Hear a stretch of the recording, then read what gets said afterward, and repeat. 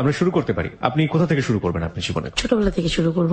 ওকে, যখন পুরোপুরি বুঝি ভালো মন্দ তখন থেকেই। জি প্লিজ। ছোট থেকে আমি মানে প্রচন্ড চঞ্চল ছিলাম। 7 বছর পর্যন্ত আমি গ্রামের বাড়িতেই ছিলাম দাদুর কাছে। দাদা ছিলেন আমাদের গ্রামের একজন ডক্টর। সকালবেলা যখন ঘুম থেকে উঠে দাদা ফার্মেসিতে যাবেন তখন আমাদের দুজনকে নিয়ে যেতেন। আমরা আর একটা ফুফাতো ভাই আছে, দুজনেই। আর পুরো ফ্যামিলির মধ্যে আমরা 2টা ছেলে বাচ্চাই ছিলাম। তো আমাদের মানে দুজনকে নিয়ে গিয়ে দেখা যেত যে গ্রামে যখন বনি হতো দোকানে তারপরেই নাস্তা খাওয়ানো হতো। আমরা এত দুষ্ট ছিলাম যে গরম চায়ের ভিতর রুটি দিয়ে তারপরে মুখে দিয়ে হা করে থাকতাম দুজনে। কেন? গরম ছিল আর আমরা তো নিজেরা ফু দিব না, দাদা আমাদেরকে ফু দিয়ে দেবে। ওকে। কারণ অনেক আদরের ছিলাম তো, দুজনকে সাইকেলে করে নিয়ে যেত, আবার সাইকেলে করে ঠিক স্কুলে যাওয়ার সময় দিয়ে যেত। আমি খুব চঞ্চল ছিলাম তো সবার আগে গাছ উঠতাম। ওকে। আমার ফুফাতো ভাইটা আমার থেকে 1 বছরের বড়, ও আমাকে সবসময় মারতো, তুমি আগে কেন গাছ উঠবে, তুমি মেয়ে মানুষ না, তুমি গাছে উঠবে না, আমি গাছে উঠবো। আর আমি গাছে ওঠার সাঁতারে খুব চঞ্চল। তো যখন মানে আমরা স্কুলে পড়তাম, আমার দাদু কখনই আমার মাকে মেনে নিতে পারেনি, কারণ দুজনই চাস্তো ভাই বোন ছিল। আমার দাদু সবসময় মায়ের একটা না একটা দোষ তার ছিল, আর সবচেয়ে বড় কথা আমার বাবা বেকার ছিলেন, তারা পালিয়ে বিয়ে করেছে। ওকে। তো আমাকে আমার নানুদের ফ্যামিলি থেকে কেউই তেমন একটা লাইক করতেন না, যে আমি মনে হতো যেন তাদের একটা বোস। আর এট ফার্স্ট মেয়ে হয়েছি সেজন্য আরো বেশি পছন্দ করতেন। আর আমি খুব দাদুর পাগল ছিলাম তো। তুমি দাদু নানুর বাড়ি কি খুব পাশাপাশি ছিল? চাস্তো ভাই বোন তো পাড়ার উপর, এই পাড়ার ওপর। ওকে। ওদের কথা থাকতো যে আমি দাদুকে রেখে কেন নানুদের কাছে চলে আসি না। ছোটবেলায় আপনার কোনো নাম ছিল? দুষ্টুমি করার জন্য দেখা যায় না একটু অন্য ব্যতিক্রম ধর্মে একটা নাম ধরে, কিংবা একটা কিছু খেপানোর জন্য? সময় মোটা ছিলাম তো, ছোটবেলা থেকে খুব মোটা। ওরা সবসময় দুষ্টুমি করে, হয় পাজি বলবে না ভেড়াডস বলবে। ভেড়াডস? ভেড়াডস কি জিনিস? আমাদের গ্রামের একটা কথা যে খুব মোটা হলে তাদেরকে এই নামটা দেওয়া হয়, ভেড়াডস। হ্যাঁ, ভেড়াডস। ওকে। তারপর মায়ের আদরটা খুব কম পেয়েছি আমি, তো অনেকভাবে যন্ত্রণার শিকার হয়েছে আমার আম্মা, আব্বার কাছ থেকে, দাদুর কাছ থেকে। ওইটা আর আমার বোঝাই না। আমার সবসময় চিন্তা থাকতো আমি কাকে কখন দুষ্টুমি করবো। আর ছোটবেলা থেকে চুলগুলো প্রচন্ড লম্বা ছিল, দাদু সবসময় মারতো আর চুলে তেল দিত। দাদু মানে হচ্ছে দাদির কথা বলছেন হ্যাঁ, আপনি? আমি দাদির কথা বলছি। ওকে। তো আমার মাও তেমন একটা আমাকে লাইক করতেন, কারণ আমি দাদুদের প্রচন্ড পাগল। তাদের কথা হচ্ছে নানুর পাগল হবা সবকিছু পাবা। আমার নানুদের একটু মানে অবস্থা ভালো ছিলেন। আর আমার ছোটবেলা থেকে একটা হিংসা ছিল, আমি মানুষেরটা কেন করবো। তো এক সময় আব্বু আম্মুকে রেখে ঢাকায় চলে আসে। ঢাকায় চলে আসার পরে মানে আম্মুকে প্রচন্ড রকমের অত্যাচার করে, এটা সেটা বলে, আম্মু কারোর সাথে কথা বলে তাকে সন্দেহ করা হয়, বাবার বাড়িতে যেতে দেওয়া হয় না। যেরকম করতে করতে আমার আব্বু এখানে এট ফার্স্ট এসে বড় মামার বাসায় উঠছে, কি করতেন জানতাম না। তো একদিন আব্বু গ্রামের বাড়িতে যাওয়ার পরে কি নিয়ে ঝগড়া হয়েছে তাও শিওর না। আমি স্কুলে গিয়েছি, তো আমি স্কুলে যাওয়ার পরে রাস্তাতে যখন আসতেছি তখন দেখি আমার আম্মু আমার ছোট বোনটাকে নিয়ে চলে যাচ্ছে। তখন আপনারা 2 বোন? হ্যাঁ। ওকে। আমি জিজ্ঞাসা করলাম যে আম্মু তুমি কোথায় যাচ্ছ, আম্মু কোনো কথা না বলে বলছে ডাক্তারের কাছে যাচ্ছে। তো যতটুকু আমার মনে আছে, আমাদের মসজিদের বাড়ি, তো বাড়ির ভিতরেই মসজিদ, তো মসজিদের যে হুজুরটা ছিলেন সে আবার আমার মাকে মেয়ে বলতো। তাকে আমি মানে ঘোলা দেখলাম না কি দেখলাম জানি না, তাকে দেখলাম বিল দিয়ে উঠে আসতেছে আর আম্মু রাস্তা দিয়ে যাচ্ছে। তো হয়তো বা আম্মুকে মারধর করেছে, কান্নাকাটি করতে করতে চলে গেছে, বাবার বাড়িতেও যায়নি। সেখান থেকে কোথায় গেছে আম্মু আমি জানি না। খুব সম্ভবত আমার দাদুরা যেটা বলতেন যে ইমাম আম্মুকে দিয়ে আসছে, পর বিকেলে আবার আসছে আম্মু। ইমাম আম্মুকে দিয়ে আসছে? হ্যাঁ, এই জিনিসটা গ্রাম শুদ্ধ রটে গেল। ইমামটা কি? মানে মসজিদের যে নামাজ পড়েন তাকে ইমাম বলা হয়। ওকে। উনি সম্পর্কে কি ছিলেন আপনার মার? আমাদের বাড়ির হুজুর ছিলেন উনি। উনি হচ্ছেন বাড়ির হুজুর ছিলেন? হুজুর। আর আমার মাকে মেয়ের মতো ভালোবাসতেন আর কি। তো ওনাকে নিয়ে একটা কুৎসা রটনা হলো। ওই আমাকে না আবার প্রশ্ন করা হয়েছে কি তোমার আম্মু কার সাথে গেছে, আমি জানি না। প্রথম থেকে তো আম্মুকে মেয়ে মেয়ে করতেন, তো একটু সন্দেহ ছিল। আমাকে বলতেছে হুজুর আসেনি দুপুরবেলা, হুজুরকে তো আমি দেখছি আসতে, খুব চঞ্চল তো, সত্যি কথাটাই আগে বলতাম। সম্ভবত আম্মু তার সাথে গেছে। আর কোত্থেকে যেন কে বলেছে যে আম্মুকে আর তাকে আমাদের উপজেলার এক মিষ্টির দোকানে দেখছে। এই তো তাদের সন্দেহটা ক্লিয়ার হয়ে গেছে। তারা বলতেছে আম্মু চলে গেছে, কিন্তু আম্মু বিকেল বেলা আবার ফিরে আসছে। আব্বু যখন রাতে ফিরলো সেদিন আর কিছুই বলো না, আম্মুর সাথে খুব চিল্লাচিল্লি হলো। পরের দিনও কিছু হলো না। রাত্রেবেলা দেখা গেছে কি হঠাৎ করি না আম্মু প্রচন্ড কান্না করতেছে পাশের রুমে। তো আমি গেলাম, যাই দেখি আমার আব্বু প্রচন্ড মারতেছে আমার আম্মুকে। দেখা গেছে প্রচন্ড মারতেছে, কেউ তাকে ধরে না। তো আম্মুকে মারতে মারতে বের করে দিছে ঘর থেকে। বের করে দেওয়ার পরে এখন আমরা তো পেছনে যাব, 2টা বোনই। কিন্তু এই ঘটনাটা আমার লাইফে আমি কোনোদিন ভুলবো না আর কি। আমার মাকে যখন বের করে দিল, আমার মা চিৎকার করে, এক গ্রামের মানুষ এক জায়গায় হয়ে গেল। তো আমার মাকে বের করে দেওয়া হলো, আমাদেরকে দেওয়া হলো না সাথে। তো আমার মা ওখান থেকে মানে এক মামা ছিলেন, আমি নামটা জানি না, আমাদের এলাকারই।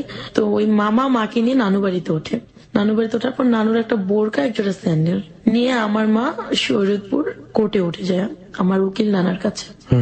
ওখানে ওঠার পরে না আমার দাদুরা চিন্তা ভাবনা করছে একবারে তো গেছে, তো এখনই ডিভোর্স নিয়ে দেবো। ওকে। কিন্তু আমরা তো মামা করে প্রচন্ড কান্না করতেছিলাম রাত্রেবেলা। তো পরের দিন আমি মানে স্কুলে গেছি, অনেকে অনেক কথা বলছে, আমার ওগুলো তো সেন্সে ঢুকবেই না, আমি তো দুষ্টুমি করি। আম্মু যে চলে গেছে এই সেন্সটা আমার মাথায় নেই। আমাদের দুটো বোনকে দেখে আম্মু চলে গেছে। স্কুল থেকে আসছি পর দাদা শুয়ে আছে বিকালবেলা, ফুপিরা বলতেছে তোর আম্মু তো গেছে আর আসতে হবে না, তোর আম্মু চলে গেছে, যাক তোরা আমাদের কাছে থাকবি। তা আমি বলছি হ্যাঁ থাকবো, যদি তোমরা আম্মুর মতো বকা না দাও। তো ওই 99 এই ঘটনাগুলো। তো এক সপ্তাহ পরে ওখানে গিয়ে আম্মুর একটা লোকের সাথে পরিচয় হয়, শাহজাহান খন্দকার, সুপ্রিম কোর্টের সম্ভবত মুহিরি না কি ছিল মহুরি, হ্যাঁ আমি জানি না। ওনার সাথে পরিচয় হয়, ধর্মের ভাই ডাকে তাকে।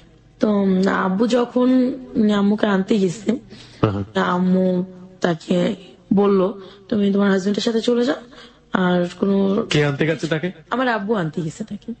আচ্ছা, কে বলছে চলে যাওয়ার কথা? ধর্মের ভাই শাহজাহান খন্দকার, উনি। আচ্ছা, তুমি তোমার হাজবেন্ডের সাথে চলে যাও, আমরা তোমাকে আবার নিয়ে আসবো। সেই কথা বলার পরে আব্বুর সাথে পরিচয় হয়, আমার উকিল নানাও তাকে সায় দিয়েছে যে যাও দেখো কি হয়। এই কথা বলার পরে আম্মু তো আসছে আব্বুর সাথে। আম্মু যখন আব্বুর সাথে চলে আসেন দাদা বাড়িতে, তখন আমরা দুই বোন দাদুর কাছে। উনি রাজি হলেন আসতে? উনি রাজি হয়েছে, কারণ আমার আব্বু কখনোই চাননি যে আমার আম্মু তাকে ছেড়ে চলে যাক, Okay. যেহেতু তাদের লাভ মেরেছে। তো আম্মু চলে আসছে, আসার পরে প্রচন্ড গ্যাঞ্জাম, মানে 2-3টা গ্রামের লোক এক জায়গায় হয়ে গেছে, আম্মুকে প্রচন্ড মারলো। কে মারলো? আমার দাদু। আমার Okay. দাদু আমার আম্মুকে মেরেছে। ওকে ওকে। আমার দাদা আমার আব্বুকে মেরেছে। আমার দাদার একটাই ক্ষোভ ছিল যে তুই বউকে নিয়ে কেন ঢুকলি এখানে, যেহেতু তার কষ্ট হচ্ছে। আমার দাদা প্রচন্ড রকমের ভালো মানুষ ছিলেন, বলছে যে যেহেতু এখানে তোর এত কষ্ট, তুই কেন আসলি ওর সাথে, তুই কেন একেবারের জন্য চলে গেলি না। তা আমার মা তো আমাদেরকে ছেড়ে যাবেন না, আব্বাকেও ছেড়ে যাবে না, আব্বাও তাকে ছাড়বে না। তো পরে ওইখানে গ্যাঞ্জাম হওয়ার পরে আমরা আমার আব্বুর দাদু মানে আমার বড় মা পাশাপাশি রুম, তো আমরা ওখানে উঠি। ওঠার পর ওইটাও দাদু সহ্য হলো না, প্রচন্ড গ্যাঞ্জাম লাগাই দিছে, যাচ্ছে না কেন, চলে যাক। আব্বু তখন আম্মুকে রেখে ঢাকায় চলে গেলেন। গিয়ে আমার ওই মামা, যে আমার আম্মু ধর্মের ভাই ছিলেন, তার সাথে পর দেখা করলেন। সে একটা চাকরি দিয়ে দিল অ্যাডভোকেট আব্দুর রেজা খানের ওখানে, তার পিয়ন হিসেবে। ওখানে 1 মাসের বেতন পেয়ে আমাদেরকে বড় মার এখান থেকে ঢাকায় নিয়ে আসেন। ওকে। জায়গাটার নাম আমার মনে নেই, আমাদের একটা মেসে উঠিয়েছে। ওখানে আমরা 1 সপ্তাহ থাকি। থাকার পরে আমার আব্বু আমাকে প্রচন্ড রকমের ভালোবাসতেন, মায়ের চেয়ে বেশি। ছোট বোনটাকে প্রচন্ড ভালোবাসতেন। তো ম্যাচে উঠিয়েছে। ওখান থেকে আমাদেরকে কি প্রবলেম হয়েছে জানি না, আমার বাবা আমাদেরকে সেকশন নিয়ে যান। Section Hazaribagh section. ওকে। এমন একটা পরিস্থিতিতে আমাদেরকে ওখানে উঠায় আমার মামার সাহায্যে। ওখানে গিয়ে মানে এরকম একটা পজিশন ছিল যে আমি কখনো এরকম ঘর দেখিনি। নিচে বাস ছিল, নিচে অজগর সাপ পানির ভিতরে। হ্যাঁ, মানে চিড়িয়াখানা নিয়ে গেল নাকি? না হাজারীবাগে কোনো চিড়িয়াখানা নাই গো? না, এটা হচ্ছে একটা বস্তির মতো। ওকে। নিচে অজগর সাপ, পাশে ট্যানারি, উপরে টঙের ঘরগুলো, চিকা ইঁদুর এটা সেটা। অজগর সাপ কিভাবে দেখলেন আপনি? খালটা ভরে অজগর সাপ ছিলেন, এজন্য মানে 1 তলা সমান উঁচু করে বাঁশ দিয়ে তারপর টঙের ঘরগুলো বানানো হয়েছে। ওকে ওকে। অজগর সাপ সম্ভবত, যে সাপের বিষ নেই। Okay fine. মানে সাপ ছিলেন নিচে আর কি। সাপ ছিলেন মানে সাপকে আপনি সম্মান করে আপনি বলছেন? ওকে। না, তো ওখানে যাওয়ার পরে 6 মাস পরে আমাদের খবর আসলো যে আমার দাদা মারা গেছে। ওহো। আমি যেটা এখনো উপলব্ধি করি যে দুর্ঘটনার কথা শুনলে খুব দ্রুত কোথাও যাওয়া যায় না। আমরা লঞ্চে উঠলাম, মাঝপথে লঞ্চ নষ্ট হয়ে গেল। তারপরে যে বেবিতে উঠেছি, সেই বেবিটা অর্ধেক পথে সে নষ্ট হয়ে গেছে। মানে অনেক কষ্টে অনেক কি করে আমাদের 2টা বোনকে নিয়ে বাবা মাকে নিয়ে বাড়িতে গেলেন। যাওয়ার পর দেখি প্রচন্ড সময় কান্নাকাটি করতেছে, আমার দাদু সেন্সলেস, ফুপুরা কান্নাকাটি করতেছে আমার মাকে ধরে, মাও প্রচন্ড কান্নাকাটি করতেছে, আশপাশের লোক। আমার দাদা মরার পরে এত লোক মনে হয় না আমি আজও দেখেছি। সে এত ভালো ডাক্তার ছিলেন, এত ভালো লোক ছিলেন সে। আমরা গ্রামে যাওয়ার পর দাদাকে মাটি দিয়ে আমার আব্বা 4 দিন 5 দিন চলে আসলেন। ঢাকায় আসার পর আমাকে স্কুলে ভর্তি করানো হয়, ওখানে লেখাপড়া করানো হয়। পরে আমার যে মামা ছিলেন ধর্মের মামাটা, উনি ঢাকা কামরাঙ্গীরচরে বাড়ি করলেন। ধর্মের মামা মানে ঠিক বুঝলাম না। ধর্মের মামা মানে হচ্ছে যে শরীয়তপুর গিয়ে যার সাথে মানে অ্যাডভোকেট শাহজাহান খন্দকার, উনি আমার মায়ের ধর্মের ভাই ছিলেন। ওকে উনি ওকে। যখন আমার বাবার সাথে ঝগড়া করে চলে গেলেন, তখন তার সাথে পরিচয় হয় ওখানে আচ্ছা। কোর্টে। তো সেই হিসেবে ধর্মের ভাই। তার মানে তার সাথে পূর্ব পরিচয় ছিল না, কোর্টে গিয়ে পরিচয়? কোর্টে গিয়ে যখন আমার মা চলে গেলেন, বাবা আনতে গেলেন, তখন পরিচয় হয়েছে। ওকে। তো ওখানে মানে আমার মামা বাড়ি করলেন কামরাঙ্গীচর, ওখানে চলে আসলাম। ওখানে চলে আসার পরে আমি একটা স্কুলে ভর্তি হলাম, তখন আমি ক্লাস 3-তে পড়ি। স্কুলে ভর্তি হওয়ার পর ওখান থেকে আমাদের মানে আব্বুর অবস্থা আগে থেকে অনেক ভালো হয়েছে। মানে এখন আমার মায়ের ঘরে মনে হয় যে শান্তি। এক সময়টা আমার আব্বুর এতটুকু বদভ্যাস হয়ে গেল যে আমার আব্বু বাজে নেশায় চলে যেতে থাকলো। 2002-3 আব্দুল রাজ্জাক খান মারা গেলেন। মানে আপনার ধর্মের? না, আমার আব্বু যে অফিসে জব করতেন সে মালিকটা মারা যাওয়ার পর আমার আব্বু জবটাও চলে গেছে। তো সেখানে আব্বু একটু ঘাবলা করে, অনেকগুলো টাকা তাদের মেরে দিয়েছে। এটা আপনি জানলেন কিভাবে? এটা আমরা তখনই জানতে পেরেছি যে অফিস থেকে বাসায় পুলিশ পাঠানো হয়। তো আমরা তো আগে থেকে এটা শিওর যে আসবে তাকে নেওয়ার জন্য। আপনারা আগে থেকে শিওর ছিলেন যে বাসায় পুলিশ আসবে? হ্যাঁ, আমরা প্রথমে যখন সে মারা গেছে তার 3 দিন পর আমরা জানতে পেরেছি আব্বা টাকা নিয়ে ঘাবলা করেছে। কিরকম? সেটা হচ্ছে যে অনেকগুলো টাকা তাদেরকে কারেন্ট বিল, গ্যাস বিল দিতে দেওয়া হয়েছিল আব্বুকে। খুব বিশ্বাস করতেন তো, কিন্তু আব্বু সেটা দেয়নি। আচ্ছা। না দিয়ে সে ঘরে বা টাকাগুলো কি করেছে আমি জানি না। এই খবরটা আপনি কিভাবে পেলেন? আমার মামাকে সেখান থেকে, তার 2টা ছেলে ছিল, আব্দুল রাজ্জাক খান অ্যাডভোকেট, তার ছেলেরা খবর পাঠিয়েছে আমার মামার কাছে। আপনার ধর্মের মামার কাছে? ধর্মের মামার কাছে খবর। ওই মামার বাড়িতেই কি আপনারা থাকতেন? আমরা ওই মামার বাড়িতেই থাকতাম। তো ওনাকে ধরে নিয়ে যাবে, তো মামা অনেক কষ্ট করে অনেক কিছু করে এটা কন্ট্রোল করলেন। পুলিশ চলে গেলেন, তাকে আর নেওয়া হলো না। কি পরিমাণ টাকা আইডিয়া ছিল? প্রায় 60,000 টাকার মতো। 60,000 টাকার মতো? পুলিশ আসলো বাসায়, তারপর? পুলিশ আসার পরে মা পুলিশদেরকে বুঝালেন, তারপর ওই অফিসে ফোন দিলেন, তাদেরকে বোঝালেন যে এটা আমরা দিয়ে দেবো। আমি যে মামা আবার একটা তাদের কাছ থেকে একটা অনেক মানে বেশি পরিমাণ হয়তো টাকাটা পেতেন একটা চেকে, বলছে আমার এই চেকটা থেকে কেটে রাখবেন।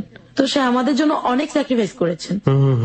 তো আমাদেরকে এখানে মানে কামরাঙ্গীচর নিয়ে ক্লাস 3-তে ভর্তি করে দেওয়া হলো। 3 গেল, 4 গেল, ক্লাস 5-এ যখন পড়ি তখন আমি দেখতে শুনতে বেশ বড় হয়ে গেছি।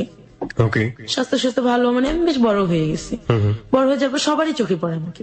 তখন থেকে একটা বিয়ের প্রপোজাল আসলো, আসতে থাকে। তো আমার বাবা রাজি না, ছোট মেয়ে কি বিয়ে দেবো কি। তো একদিন আমি মানে ঘরে যখন মানে বসে আছি বা টিভি দেখতেছি, মা নেই, মা হচ্ছে মামির কাছে, আমার এই ধর্মের যে মামা তার ওয়াইফের কাছে। আমার ধর্মের মামার 2টা মেয়ে, একটা ছেলে, ওকে, সবাই প্রাপ্তবয়স্ক। তো আমার মামা একদিন হঠাৎ করে এসে আমার পাশে বসে আমাকে ধরে বলতেছে, মামুনি তুমি কি করো। মানে তার চাওয়ার ভঙ্গিমাটা আর আমাকে ধরার ভঙ্গিমাটা একটু অন্যরকম ছিল। আমার মামা আমার রুমে এসে যখন আমাকে ধরলেন, এটা আমার কাছে ভালো লাগেনি। আগের আদরটা আর ওই দিনের আদরটা আমার কাছে মানে অস্বাভাবিক লেগেছে। ওকে, ফাইন। তো আমি ওখান থেকে উঠে চলে আসার পর আমি মায়ের কাছে চলে গেছি, উনি আবার আমাকে ডাক দিচ্ছেন, তা আমি যাইনি। 2-1 দিন পরে সে আবারও ঠিক একই রকমের ব্যবহার আমার সাথে করছে। কি বলবো এখন, মামা বাবা সমান, কিছু বলতে পারতেছি না। আমার মতো করে আমি প্রায় মাস 3 ওনাকে এভাবে এড়িয়ে গেছি। আপনি তো বুঝতে পারছিলেন যে আচরণটা অস্বাভাবিক একটা আচরণ, যেটা আপনাকে মানসিকভাবে পীড়া দিচ্ছে। আপনি কারোর সাথে শেয়ার করেননি ব্যাপারটা? শেয়ার করার মতো আমি তখন এরকমটাই করিনি যে মামা মানে আমার সাথে এরকম করতে। আমি ভাবতে পারি হয়তো বা মাঝে এরকম করেছে, আমি একটু বললে মামা হয়তো শুধরে যাবে। আপনি বলেছেন মামাকে 3 মাসের মধ্যে? মামা আপনি এরকম কেন করেন, একটু ভদ্রভাবে আচরণ করেন, বা বেশি কিছু বলতে পারতাম না। তো ওটা বললে উনি কি বলতো? এইটা কোনো ব্যাপার না, তুই তার আমার রক্তের না। তো তখন আমি কথাটা এরকম ভাবে বুঝতাম না। ক্লাস 5-এ ফাইনাল পরীক্ষা দিচ্ছি। ফাইনাল পরীক্ষা দেওয়ার পর আমি বেশ কিছুদিন ছুটিতে ছিলাম, তো আমরা গ্রামের বাড়িতে বেড়াতে গেছি। আমি এখানে ওখান একটু থেকে ফিরে আসলাম। জি, ফিরে আসবেন নিশ্চয়ই, আপনার জীবনের গল্পে আমি যাবো। তবে তার আগে বারবারই বলি হ্যালো উইথ 920-তে চাইল্ড সেক্সুয়াল অ্যাবিউজ বলে একটা ব্যাপার আছে, আপনারা নিশ্চয়ই জানেন। এগুলোর স্ট্যাটিস্টিক্স যদি আপনি দেখেন, সেগুলো রীতিমতো ভয়াবহ। হিউজ অ্যামাউন্ট অফ পার্সেন্টেজ এই ধরনের হ্যারাসমেন্টের শিকার হয়। বিশেষ করে শিশু যারা আছে তাদের ব্যাপারে সতর্ক থাকুন, এবং একই সাথে যারা শৈশবটা তো পার হয়ে এসছে, তারপরও আমি মনে করি যে যদি কখনো বন্ধুর দ্বারা হোক বা কখনো এরকম কোনো বড় মানুষের দ্বারা হোক বা যে কোনো ভাবেই হোক যেটা অস্বাভাবিক আচরণ মনে হবে, সেগুলো এসে পরিবারের অভিভাবক যারা রয়েছেন তাদের কাছে খুব সুন্দর করে বলে দেয়া, এবং এগুলো যে মানসিকভাবে কতটা বিকারগ্রস্ত করতে পারে পরবর্তীতে পার্সোনালিটি বিকাশে, এটার অনেক এক্সাম্পল কিন্তু দুনিয়াতে আছে। আমার মনে হয় প্লিজ আপনারা এই ব্যাপারটাতে সচেতন থাকবেন। ওকে। তো আমরা গ্রাম থেকে যখন ফিরে আসলাম, তো আইসে দেখি তার বাসায় একটা কাজের মেয়ে আছে, রুমা নামের একটা মেয়ে। ওর সাথে আমার খুব ভালো ফ্রেন্ডশিপ হয়ে গেল। তো ও মামাকে পছন্দ করতেন না, ও আমার বয়সী ছিলেন। মামাও দেখি যে তার মানে আচরণটা খুব ভয়াবহ হতে যাচ্ছে আপনার প্রতি, আমার প্রতি। এন্ড একই আচরণ আমি রুমার প্রতি দেখলাম আমার সামনে। তো তখন আমি আমার মাকে বললাম, মা মামা জানি কেমন কেমন করে। শোন, তুই তার মেয়ে আর সে আমার ভাই, সো তাকে তুই এরকম চোখে দেখবি কেন? তা আমি বলছি, মা এটা কোনো কথা না, আমি কিরকম চোখে দেখছি, সে রুমার সাথেও করে। তো বলতেছে, শোন রুমা খারাপ, ও একটা কাজের মোর সাথে কেন মিশবি, এই কথাটা বলে মা আমাকে স্টপ করে। যেহেতু মার কাছে আমি চান্স পাইনি, আর বাবাকে তো প্রচন্ড ভয় পাই, বাবাকে তো বলা সম্ভবই না। তো হঠাৎ করে আমার আম্মা অসুস্থ হয়ে পড়লেন। তো আমার আব্বা তখন নতুন চাকরি পেলো একটা হাউজিং কোম্পানিতে। তো প্রথম মাসে সে 1 রুম ছেড়ে 2 রুমে উঠলেন, তারপর টিভি কিনতেছে। মানে আব্বার অবস্থা খুবই ভালো হচ্ছে। আর ছোটবেলা থেকে আমরা কোনো টিচার দিয়ে পড়িনি, ওই মামার 2টা মেয়ে ছিলেন, ওদের কাছেই লেখাপড়া করতাম। 6টার দিকে পড়তে গেলে রাত 9টায় ছাড়তো। ওকে। তো ওই টাইমে দেখা যায় কারেন্ট যাক আর যাই যাক, ওরা আমাদেরকে 2 বোনটাকে রেখে ওরা অন্য রুমে গিয়ে বসে থাকতো। তো আমি যখন ক্লাস 6-এ পড়তেছি, আম্মা অসুস্থ হয়ে যাওয়ার পরে আমার কাজিনটাকে দেখলাম যে ও আমাকে ডাক দেয় বা ও আমার দিকে তাকায়, ও আমাকে নিয়ে ঘুরতে যাবে, এটা কখনো করে নাই। তো আম্মা অসুস্থ হয়ে যাওয়ার পর থেকে, আম্মা যখন হসপিটালে 15 দিন ছিলেন, তখন থেকে ওই কাজটা করতেছে। কাজিন বলতে? আমার ওই মামার বড় ছেলেটা, কি নাম তখন ছিল? ওর বয়স ছিল 25, নাম হচ্ছে শাহিন। ওকে। সেম ওর বাবার ক্যাটাগরি, বাবা যা করেছে ও তাই করতেছে। তো তখন আমি বলছি যে কি ব্যাপার, আপনি এরকম করেন কেন? আর এরকম ব্যবহার কেউ কারোর সাথে করে না, কি আমি আপনার বোনের মতো, আপন তো না। ওরা একই রকমের কমেন্ট আসলো যে আপন তো না, রক্তের না। সবই যদি বোন হয় তাহলে বউ হবে কে, প্রেমিকা হবে কে? ঠিক কিছুদিন পর ওর বাবাকে যখন আমি বললাম যে আপনার মেয়ের মতো আমি, আপনি কেন এমন করেন, তখন উনি বললো যে সবই যদি মেয়ে হয় তাহলে লাভার হবে কে? বাপ বেটা দুজনের কথা দেখলাম যে আমি একই রকম, ওরা এরকম করতো। ফাইনাল পরীক্ষা দিলাম, 7-এ উঠলাম, এরকম করতে করতে 7-এও কিছুদিন 6 মাস পার হলো, বয়স হয়ে যাচ্ছে আমার একটা বুঝ হচ্ছে। মামার কথা যেহেতু বলে আমি মার কাছে কোনো কিছু করতে পারিনি, তখন ভাইয়ারটা আমি বললাম। আমাকে আমার মা উত্তর দিল, তোর কি সমস্যা, তুই তো কখনো তোর মামার কথা বলিস, কখনো তোর ভাইয়ার কথা বলিস। তখনই আমার মা মানে টিভি ভালো হয়ে গেলেন, আমার প্রেগনেন্ট। টিভি ভালো হয়ে গেল মানে আপনার আমার টিভি হয়েছিল? হ্যাঁ, টিভি হয়েছিল। ওকে। তার বছর খানেক পরে আমার ভাই জন্ম নিল। দেখা যাচ্ছে যে মা বাবা চেঞ্জ হয়ে গেছে। তাদের এই চেঞ্জটা আমার মানে লক্ষ্য করলাম যে তারা এখন আর আমাকে আগের মতো আদর করে না। কিরকম? দেখা যাচ্ছে তোকে লেখাপড়া করতেছি, আম্মা ঘরে গল্প করতেছে মামির সাথে, কাজগুলো উনি লেখাপড়া বাদ দিয়ে আমাকে দিয়ে করাচ্ছে। এইভাবে মানে আস্তে আস্তে আমার লেখাপড়াটার ক্ষতি হতে যাচ্ছে। আর দেখতাম যে মানে বাবা আসলেই আমার নামে এক গাদা বিচার, আমি এটা করেছি, আমি ওইটা করেছি। তো এই জিনিসগুলো আমার কাছে ভালো লাগতো না। তখন না আমার কাছে মনে হচ্ছিল যে কেন এমন করে তারা, তাহলে আমি তাদের আপন না। ওইদিকে আমার কাজিন আমার সাথে ব্যবহার খারাপ করছে, তারপর মামার ব্যবহারটা অস্বাভাবিক। তো এর মানে এইভাবে করতে করতে বাবা মাকে আর বোঝাতে পারলাম না এগুলা। ওরা আর আমার এই সমস্যাগুলোকে মানে ফলো করতো না। আমার ফুপি খেয়াল করতেন। আমার খালামণি বাহির থেকে আসার পর খালামণিকে বলছে, খালতো বোনটাকে বলছে। তাকে বলার কারণ এটাই হচ্ছিল যে আমার যে মানে ধর্মের মামা, তার ছেলের সাথে আমার বড় খালার মেয়ের বিয়ে দেবে। আর আমার ধর্মের এই মামাটা খুব লোভী ছিলেন, টাকা যেখানে আছে সে সেখানে আছে। আমার খালামণির তো অনেক টাকা পয়সা, বাইরে থাকে, আমার বোনটাও বাইরে থেকে লেখাপড়া করে আসছে। ওর বিয়ে ঠিক হচ্ছে, তখন আমি বলে ফেললাম যে আপু এরকম এরকম করে, মামাও করে। তখন বললো যে ঠিক আছে, এই কথাগুলো আমি আন্টিকে বলবো। আন্টি মানে? আমার মাকে। আপনার মা তো জানি আগে থেকে? আমার মা বিশ্বাস করতো না আর কি। হ্যাঁ, কিন্তু উনি বলবে আমাকে। উনি বলবে। তো বলার পরে আমার মা আমাকে প্রচন্ড বকাঝকা করলেন। তো আপু আরেকটা ছেলেকে লাইক করতেন, সে লন্ডনে থাকেন। তো এটা আপু আবার আমার আব্বুকে বললেন যে ওর উপরে এরকম হচ্ছে, আপনারা কেউ কোনো প্রতিবাদ করতেছেন না। আমি বুঝলাম না আর কি, আমি তো আর ওকে বিয়ে করবো না, আমি অন্য একটা ছেলেকে পছন্দ করি। আর আপনারা যেভাবে উঠে পড়ে লেগেছেন আমার বিয়ের জন্য, আমি ওর মতো একটা ছেলেকে কেন বিয়ে করবো যে ঘর জামাই থাকতে চায়। তো যে কোনো কারণে এগুলো কথা কাটাকাটি হওয়ার পর বিয়েটা ভেঙে গেছে। আমি বলছি কথাটা প্রকাশ হয়ে গেছে, আমার মা সবাইকে বলে দিছে। আমার মামার সেটা ভালো লাগেনি, আমার উপর সে প্রচন্ড বিরক্ত হওয়ার পরে সে আমাকে ডাইরেক্টলি প্রপোজাল করছে যে তুমি আমাকে সময় দেবে। তা আমি বলছি যে না, অসম্ভব। কিছুদিন পরে আমি যখন ক্লাস 8-এ উঠলাম, তখন আমার বাবা আমার বিয়ের জন্য খুব তোলপাড় হচ্ছে। ফুপি একটা বিয়ের প্রস্তাব আনলেন, কিন্তু বিয়ের প্রস্তাব আনার পরে আমি রাজি হইনি। আমার স্বপ্ন হচ্ছে আমি একটা ভালো ছেলেকে বিয়ে করব, তো আমি যাতে এই থেকে একটু ভালো পরিবেশে যেতে পারি। আর ছোটবেলা থেকে একটা ধারণা ছিল যে উপরের লেভেলের মানুষদের হয়তোবা ভালো চিন্তা ভাবনা থাকে, তারা একটু ভালো হয়। কারণ আমি এই পজিশনে থাকতে থাকতে আমি বিরক্ত হয়ে গেছিলাম, মনে হচ্ছে কবে বেরোতে পারবো এখান থেকে। তো বিয়ের প্রস্তাব আনার পরে আমার বাবা মা দুজনই বিয়েতে রাজি হয়ে গেলেন। ছেলে কি করতো? মোবাইল কোম্পানিতে জব করতেন, 8,000 টাকা স্যালারি ছিল। ওকে।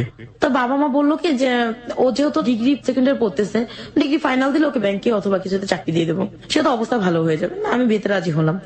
বিয়ের দিন রাত্রে যখন ওরা কাবিন করবে, তো শুনলাম যে যৌতুক নাকি তারা 2 লাখ টাকা যৌতুক চাচ্ছে। এটা নাকি তাদের গ্রামের প্রথা আছে যে দিতেই হবে। আমার বাবা কোনো মতে রাজি হননি। তারপরে অনেক ঘটনা করে রাত 11টার দিকে ঠিক হলো যে না ঠিক আছে, ওরা কোনো যৌতুক নেবে না, বিয়েটা হবে। তো তো বিয়েটা হওয়ার পরে আমার হাজবেন্ড যেটা করলেন, প্রথম রাতে যখন আমাদেরকে রুমে দেওয়া হয় তখন সে আমার সাথে প্রচন্ড ঘটমটো করতেছে যে তোমার ফুপি বললো 2 লাখ টাকা দেবে, এখন না দেখ বিয়ের পর দেবে, তোমার বাবা মা কিছুতে রাজি হলেন না, এটা কেন হলো? আমার প্রচন্ড কষ্ট হলো। আমি জানি বিয়ের রাত্রটা খুব সুন্দর হয়, ভালো হয়, তো তার একটা ভালো ছেলের সাথে আমার বিয়ে হয়েছে। তো বিয়ের পরের দিন যথারীতি সে আমার সাথে প্রচন্ড রাগ, কথা বলে না। তৃতীয় দিনও একই অবস্থা গেল। চতুর্থ দিনও সে মানে বিভিন্ন মেয়েদের কথা আমার কাছে বলে, কাকে ভালোবাসতেন, কোথায় যেতেন, সবকিছু বলতেন, আর এই জিনিসগুলো আমার কাছে ভালো লাগতো না। তো এইভাবে যখন মাস খানেক কাটলো, পরে আমি জানতে পারলাম যে তার আমার ছোট ফুপির সাথে আগের একটা সম্পর্ক ছিল। কিভাবে জানলেন? এটা আমি জানতে পারছি আমার ফুপি আর আমার হাজবেন্ডের ব্যবহারে। ফুপি আমার হাজবেন্ডকে ভাইয়া বলতো, যেখানে তার জামাই হয়, মেয়ে জামাই। আমি তো তখনও শ্বশুর বাড়িতে যাইনি, কারণ আমি আমার বাবা মার কাছে বিচার দিলাম। আর আমার হাজবেন্ড দেখতাম যে প্রতি সপ্তাহে আমার ফুপিকে বাজার টাজার করে দিতেছে, যাইতেছে ওদের মেয়েদেরকে। তা আমি বললাম যে আমার বোনগুলা, আর একটা আমার ফুপুর হাজবেন্ড ছিল না, মারা গেছে, যে একটা বিধবা মানুষ, তাকে হেল্প করতেছে, ভালো কথা, আমি কিছুই বলতাম না। পরে যখন দেখতাম যে তাদের সম্পর্কটা একদম আমার খোলাখুলি হয়ে গেল, আর আমি অনেকের মুখে শুনতাম ফুপুদের বাসায় যখন যেতাম যে ওর সাথে আগে থেকে সম্পর্ক, তোমাকে কেন বিয়ে দিচ্ছে? তো এই জিনিসটাতেই না আমার ভালো লাগতো না। বাবা মাকে এসে বলছি, ওনার কাছে জিজ্ঞেস করছে, উনি স্বীকার করছে। ফুপি কখনো স্বীকার করেনি, আমার হাজবেন্ড স্বীকার করছে, হ্যাঁ আগের একটা সম্পর্ক ছিল, এখন নাই। তো তখন থেকে একটা ঘেন্না। তো মাস 3 যাওয়ার পর আমাকে আমার শ্বশুর বাড়িতে নেওয়া হলো, খুলনা কয়রা থানায়, একদম গ্রাম। লেখাপড়া বন্ধ? হ্যাঁ, আমার লেখাপড়া বন্ধ হয়ে গেছে। কোন ক্লাসে থাকা অবস্থায়? এটা যখন আমি ক্লাস 10 উঠলাম। ওকে। তো শ্বশুর বাড়িতে যাওয়ার পরে পুরো ঠিক আমি ঘরের অবস্থা যেটুকু দেখলাম, দেখে মানে আমি কান্না করতেছি। সেদিন রাত্রে তারা ছিলেন 2 বোন 2 ভাই, আর তার মা, তার বাবা ছিলেন না। তারা 4 ভাই বোন মিলে ঝগড়া করতেছে, সাথে মা। কি কারণে করতেছে, কেন করতেছে তা আমি জানি না। তো এক পর্যায়ে ঝগড়ার মাঝে আমি শুনলাম যে তারা যৌতুক, আমার বিয়ের টাকাটা দেওয়া হয়নি সেই জন্য ঝগড়া করতেছে। ওকে। মেয়ের সাথে একটা গয়নাও দিয়ে দেয়নি, এরকমই বলতে। আমার একজনকে বলতাম, দেখো তুমি তো জানো যে তারা কিছু দেবে না, তাহলে তুমি কেন আনলা আমাকে? দেনমোহর কত ছিল আপনার? 2 লাখ টাকা। ওকে। বলার সাথে সাথে আমার হাজবেন্ড আমাকে ঠাস করে একটা চর বসালো। তো ওই দিন রাতটা আমি সারা রাত কান্না করে কাটালাম। পরের দিন সকালে যখন আমি ঘুম থেকে উঠলাম, অনেক মানুষ নতুন বউ দেখতে এসে, যেটা গ্রামে যেরকমটা হয়, তো আমার শাশুড়ি সবার মাঝে আমাকে বলে উঠলো যে তোমার মা কি গয়না পাঠাইছে, একটু সবাইকে দেখাও। সে কিন্তু জানে আমার মা কিছু দেয়নি, আমি কোত্থেকে বের করব। তখন আমার ননাস, আমার যা, এরা সবাই আমাকে প্রচন্ড ধরনের কথা শোনালো। আর প্রথম দিনই আমাকে মাটির চুলায় খড়কুটা দিয়ে রান্না করতে দেওয়া হলো, আমাকে চাল বাটতে দেওয়া হয়েছে, যেটা আমার পক্ষে সম্ভব না। প্রচন্ড কান্না করতেছি, বাড়িতে ফোন দিয়েছি, মার সাথে কান্না করতেছি। বাড়িতে ফোন দেওয়াতে আমার হাজবেন্ড শুনে আমাকে প্রচন্ড মারলো আইসা। তো এক পর্যায়ে আমি সেন্সলেস হয়ে গেছি। আমি 3 দিন 4 রাত আমার হাজবেন্ডের বাড়িতে ছিলাম। পরের দিন সকালে আমি উঠে চলে আসছি, আমার ননাস আসছে, আমার হাজবেন্ড আসছে। আসার পর থেকে না আমার হাজবেন্ডের বিহেভিয়ার চেঞ্জ হয়ে গেছে। কোথায় আসলেন? ঢাকায় চলে আসলাম বাবা মার কাছে। প্রিয় শ্রোতা, একটা বিষয় খুব লক্ষ্য করবেন, আমরা এখনো গল্পের যে গভীরতায় সেখানে চলে যাচ্ছি ধীরে ধীরে, এবং ওই সবসময় একটা কথা বলে থাকি যে ইভেন্ট ইউ ক্যান ইমাজিন শেষ পর্যন্ত গল্পটা কোথায় গিয়ে থামবে। কারণ জীবন অদ্ভুত রকমের একটা বিষয়, এবং এই প্ল্যাটফর্মে এত বেশি নাটকীয়তা থাকে যে গল্প উপন্যাসের পাক সেখানে কিছুই না। শুধু একটা বিষয় লক্ষ্য করার মতো যে লাবণ্য যখন তার জীবনের গল্প বলা শুরু করেছে, তার শৈশবে একজন মানুষকে পেয়েছিলাম তার জীবনের জন্য পরিপূরক। পরিপূরক বলছি এই অর্থে, তার দাদা ছোটবেলায় তাকে নিয়ে যেতেন একটা ফার্মেসিতে, এবং সেখানে তার মজার কিছুটা সময়। এরপরে একটা মানুষও আমরা এখন পর্যন্ত পাইনি যে মানুষটার কাছে গিয়ে সে একটু ঠাঁই পেতে পারে, মনের কথা বলতে পারে, পরিবার থেকে শুরু করে চারপাশের সমস্ত কিছু। সংসার শুরু হয়েছে 14 বছর বয়সে, সেখানেও স্বামীকে আমরা দেখছি একটা বিরূপ পরিবেশের মধ্যে, এবং সবকিছু মিলিয়ে এটা কোন দিকে যাচ্ছে শেষ পর্যন্ত আমরা কোথাও জানি না। Let's see what happen. Okay, তারপর ঢাকায় আসার পরে দেখলাম যে আমার বাবা মার বিহেভিয়ার চেঞ্জ হয়ে গেছে। আমার হাজবেন্ডও না এরকম হয়ে গেছে, সে আর তার বোনের কাছে ফিরে যেতে চায় না। টোটালি বলতে গেলে একটা ঘর জামাই। আলটিমেটলি কি আপনার হাজবেন্ড বোনের বাড়িতে থাকতো? হ্যাঁ, বোন আর সে একসাথে ঢাকায় ভাড়া থাকতেন আর কি। ওকে। তো আমি এসে বাবা মার বিহেভিয়ার চেঞ্জ দেখে আমি বাবা মাকে বললাম, বাবা মা আমি আম্মা আমি আর ওখানে থাকতে পারবো না। তো আমার মা আমাকে প্রশ্ন করলেন যে কি হয়েছে। আমি কিছুই হয়নি, আর নতুন বউ গিয়েছে, তার একটা শাড়িও নতুন বউকে দেয়নি। তো আমি শুনেছি যে গ্রামে দেশে শ্বশুর বাড়ি হলে নাকি অনেক কিছু দেয়, আমি সেগুলো কিছুই আমার ভাগ্যে জুটেনি। আমার বাবা মাকে যখন আমি বললাম, আমার বাবা মা কোনো রেসপন্স করলো না।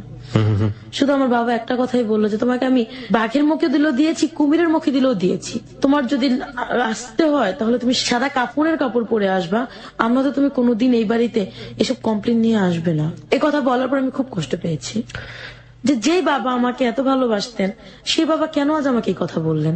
বাবাও আস্তে আস্তে তার জবটাও চলে যাচ্ছে, ছেড়ে দিচ্ছে, সেখানেও সে টাকার খাবলা করেছে। আর তার নেচারটা এরকম ছিল যে সে একজনের সাথে আরেকজনকে ঝগড়া বাঁধাই দেবে।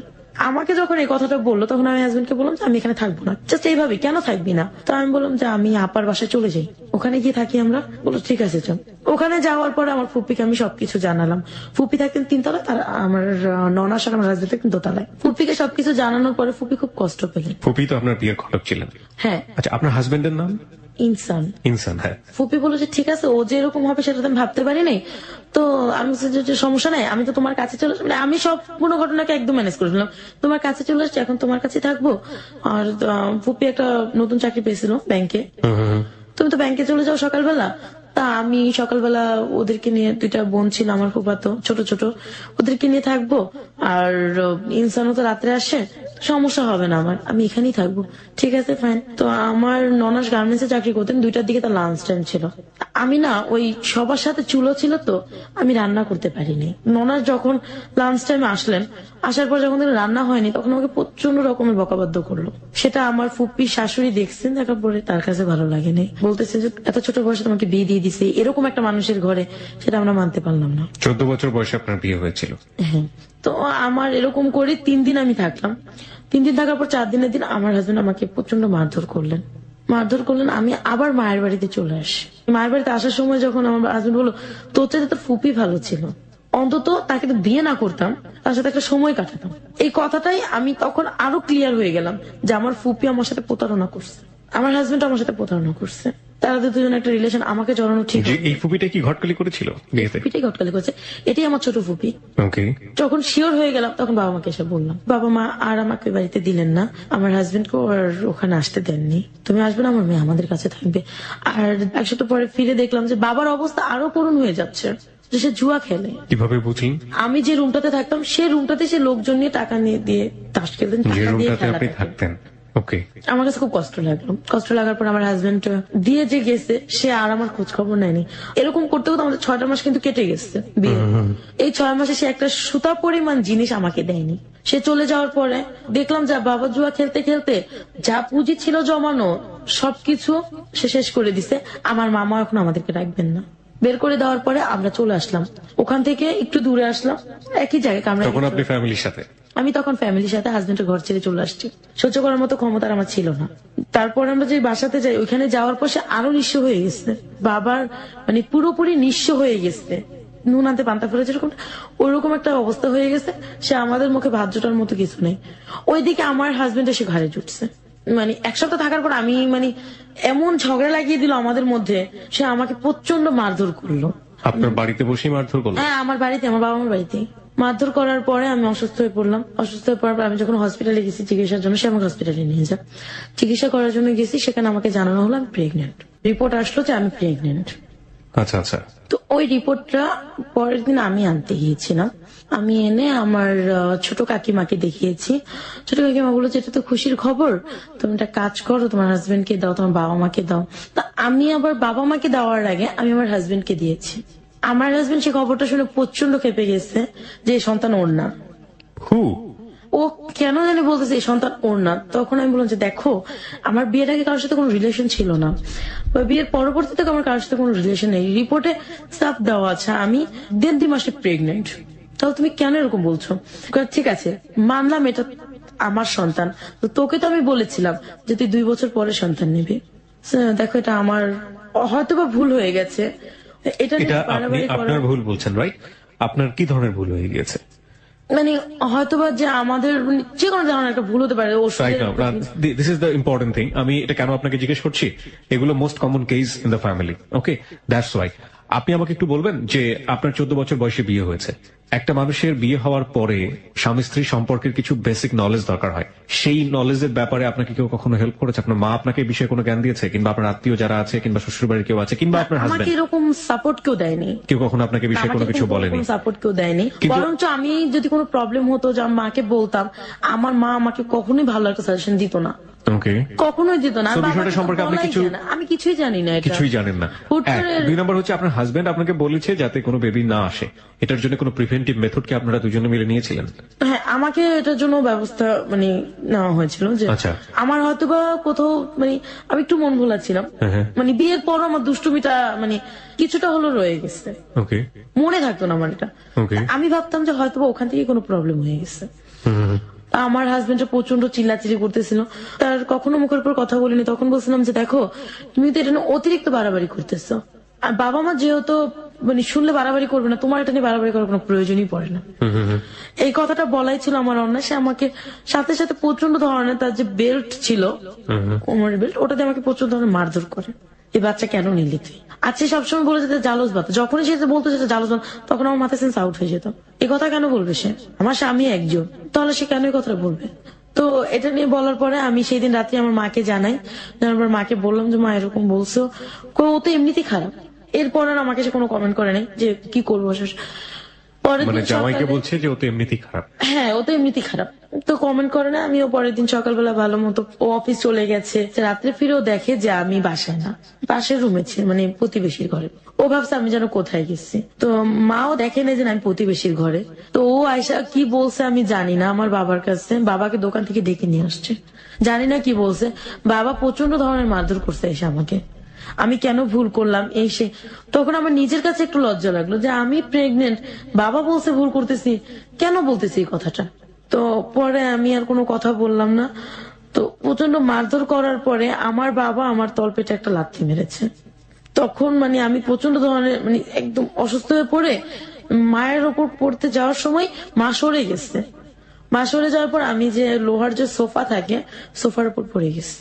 আপনার বাবা যে এই যে লাথিটা মারলো, উনি আপনাকে তার আগে গায়ে হাত তুলেছে? এর আগে বহুবার সে আমার গায়ে হাত না, তুলেছে, আমি যে আমার বলতে চাচ্ছি যে শাশুড়ি। যে লাথিটা কি উনি একদম চিন্তা করেই কাজটা করেছে? না, সে কি চিন্তা করছে আমি জানি না। সে মানে শুরুতে আমাকে কয়েকটা চড় থাপ্পড় এমন হতে মেরেছে। পারে যে লাথিটা মেরেছে এবং ইনসিডেন্টলি আপনার ওখানে লেগে গিয়েছে। আরেকটা হতে পারে যে না, আর সে তার চিন্তা মানে অভ্যাসটা এরকম, সে রাগ করে যে কাকে কোথায় মারবে সে নিজেও জানে না। এটা যে মেয়ে না বউ সে বুঝবে না, ওই ব্যাপারটা এটা তার তার মাথায় বদ থাকে। অভ্যাস, এই ব্যাপারটা তার খেয়াল থাকে না। তো ওইখানে গিয়ে আমার পুরো বডিটা আমার ওই সোফার উপরই পড়লো।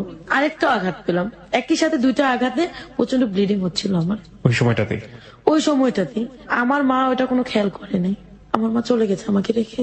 আমার ছোট কাকি মেজো কাকি খেয়াল করছে, যখন খেয়াল করছে তখন তারা আমাকে নিয়ে স্বাস্থ্য কেন্দ্র থাকে যেটা, আমার বাবা কোনো টাকা দেয়নি, হাজবেন্ডও কোনো টাকা দেয়নি, তারা আমাকে ওখানে নিয়ে ভর্তি করালো।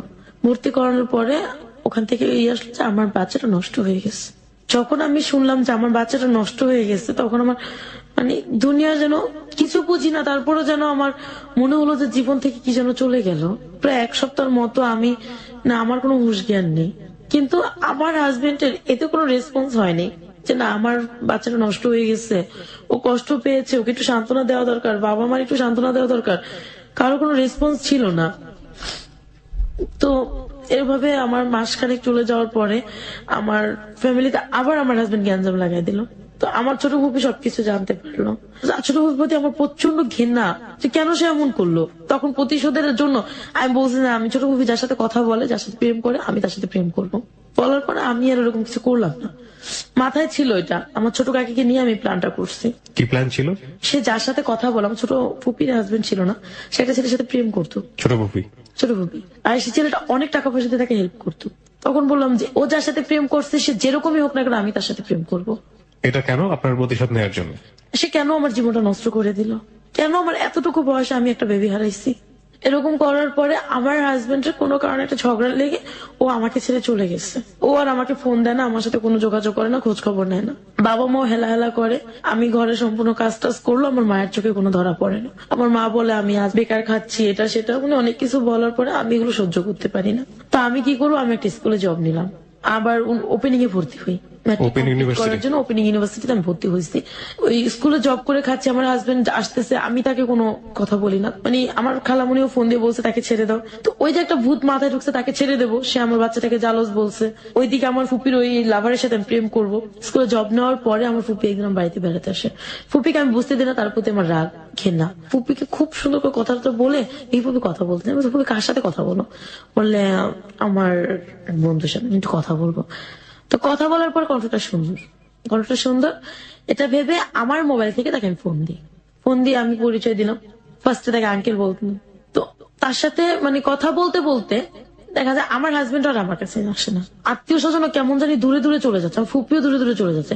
তার সাথে কথা বলতেছি, কথা বলতে বলতে আমি এমন একটা পজিশন করছি যে ওই ছেলের সাথে, ছেলেটার নাম ছিল রাশেদ, রাশেদের সাথে আমার ফুপির কোনো রিলেশন নেই। এখন রাশেদ আমাকে ছাড়া কিচ্ছু বোঝে না। তো 6 মাস চলে গেল, আমার ম্যাট্রিকের 1 বছরের কোর্সটাও শেষ হয়ে গেল, 10-এ পড়তেছি। তো বাবা আমাকে বলতেছে এইভাবে যদি তুমি কাজ করো তাহলে তো আমাদের হচ্ছে না, তুমি কিছু একটা করো। সে কিছু করবে না, আমাকে কিছু একটা করতে বলছে। না আমি বলছি, আব্বু আমি কি করবো? তুমি চাকরি করো।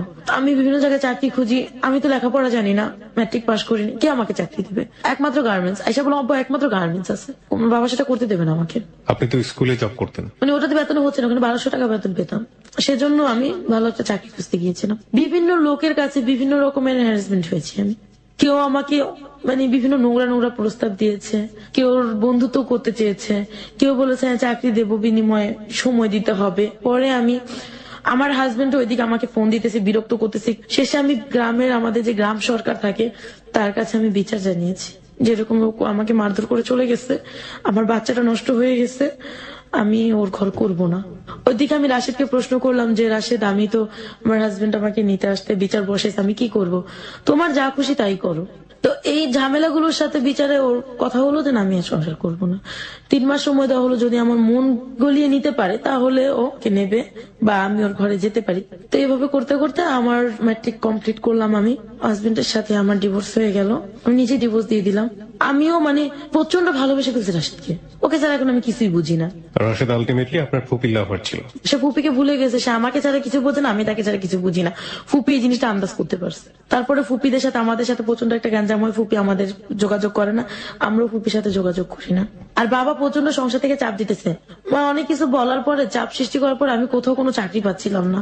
একদিন দেখলাম ঘরে কোনো চাল নাই, ভাই বোন গুলো না খেয়ে আছে। তো আমি আমার এক ফ্রেন্ডকে জানালাম, ওকে আমি বললাম যে দেখো আমার তো ঘরে কোনো চাল নেই, তুমি আমাকে 1000 টাকা ধার দাও, আমি তোমাকে বেতন পেয়ে দিতে পারবো এই মাসে। তোমার 1000 না, তোমার 1500 লাগলো না, কিন্তু তুমি আমাকে 1 ঘন্টা সময় দাও। কিরকম সময় দেবো তোমাকে? সে আমাকে একটা নোংরা প্রস্তাব দিল। তখন আমার এত কষ্ট হয়েছে যে বাসায় দেখছি ছোট ভাই বোন গুলো না খেয়ে আছে। বাসায় আসার পর পাশের ঘর থেকে আমি 100 টাকা ধার নিয়ে 1 কেজি চাল কিনছি, আধা কেজি আলু কিনছি, মরিচ কিনছি, ডাল কিনছি। ওরা সারাদিন না খাওয়া, রাত্রে খাইছে, সকালে খাইছে। তো এখন দেখি যে 1 কেজি চালে হয়নি, শেষ হয়ে গেছে। দুপুরে কি রান্না করবে? খুব কষ্ট হচ্ছে ওদের। আমার ভাইটা আমার কাছে এসে বলছে, আপু 2টা টাকা দে। আমি টাকা দিতে পারতেছি না। বাবা কি করছে? বাবা কিছুই করতেছে না, বাবা জুয়া খেলতেছে। আপনার মা কিছু বলছেন? আমার মা বললে আমার মাকে মারধর করে মাকে। তো আমি চোখে দেখলাম অন্ধকার, দেয়ালে পিঠ থেকে গেছে, আমি ওর কথা রাজি হয়ে গেছি। কার কথা রাজি হয়েছেন? আমার এক ফ্রেন্ডের কথায়। কোন ফ্রেন্ড? ও ছিল মানে কোন এক হলের নেতা ছিল। তো ওকে, ওর সাথে আমার রাস্তায় একসময় পরিচয় হয়েছিল। আর রাশেদ যে আমার জীবনে ছিল, ও কোনো টাকা পয়সা দিত না তখন, আমিও চাইতাম না।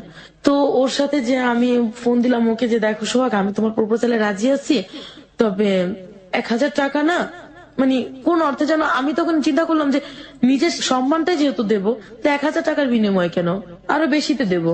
এই সেন্সটা আমার মাথায় মানে কাজ করলো। তো আমি এই কথা বলার পর ও বলছে, তুমি কত চাই? আমি 2000 টাকা চাই। না, আমি তোমাকে 2000 টাকা দেবো না, 1500 দেবো। তুমি রাজি আছো? ঠিক আছে রাজি আছি। ওর সাথে আমি গেলাম, ও কোন এক হোটেলে আমাকে নিয়ে গেছে। নিয়ে যাওয়ার পর ওকে আমি এখানে 1 ঘন্টা সময় দিছি। ওখান থেকে আমি চলে আসি।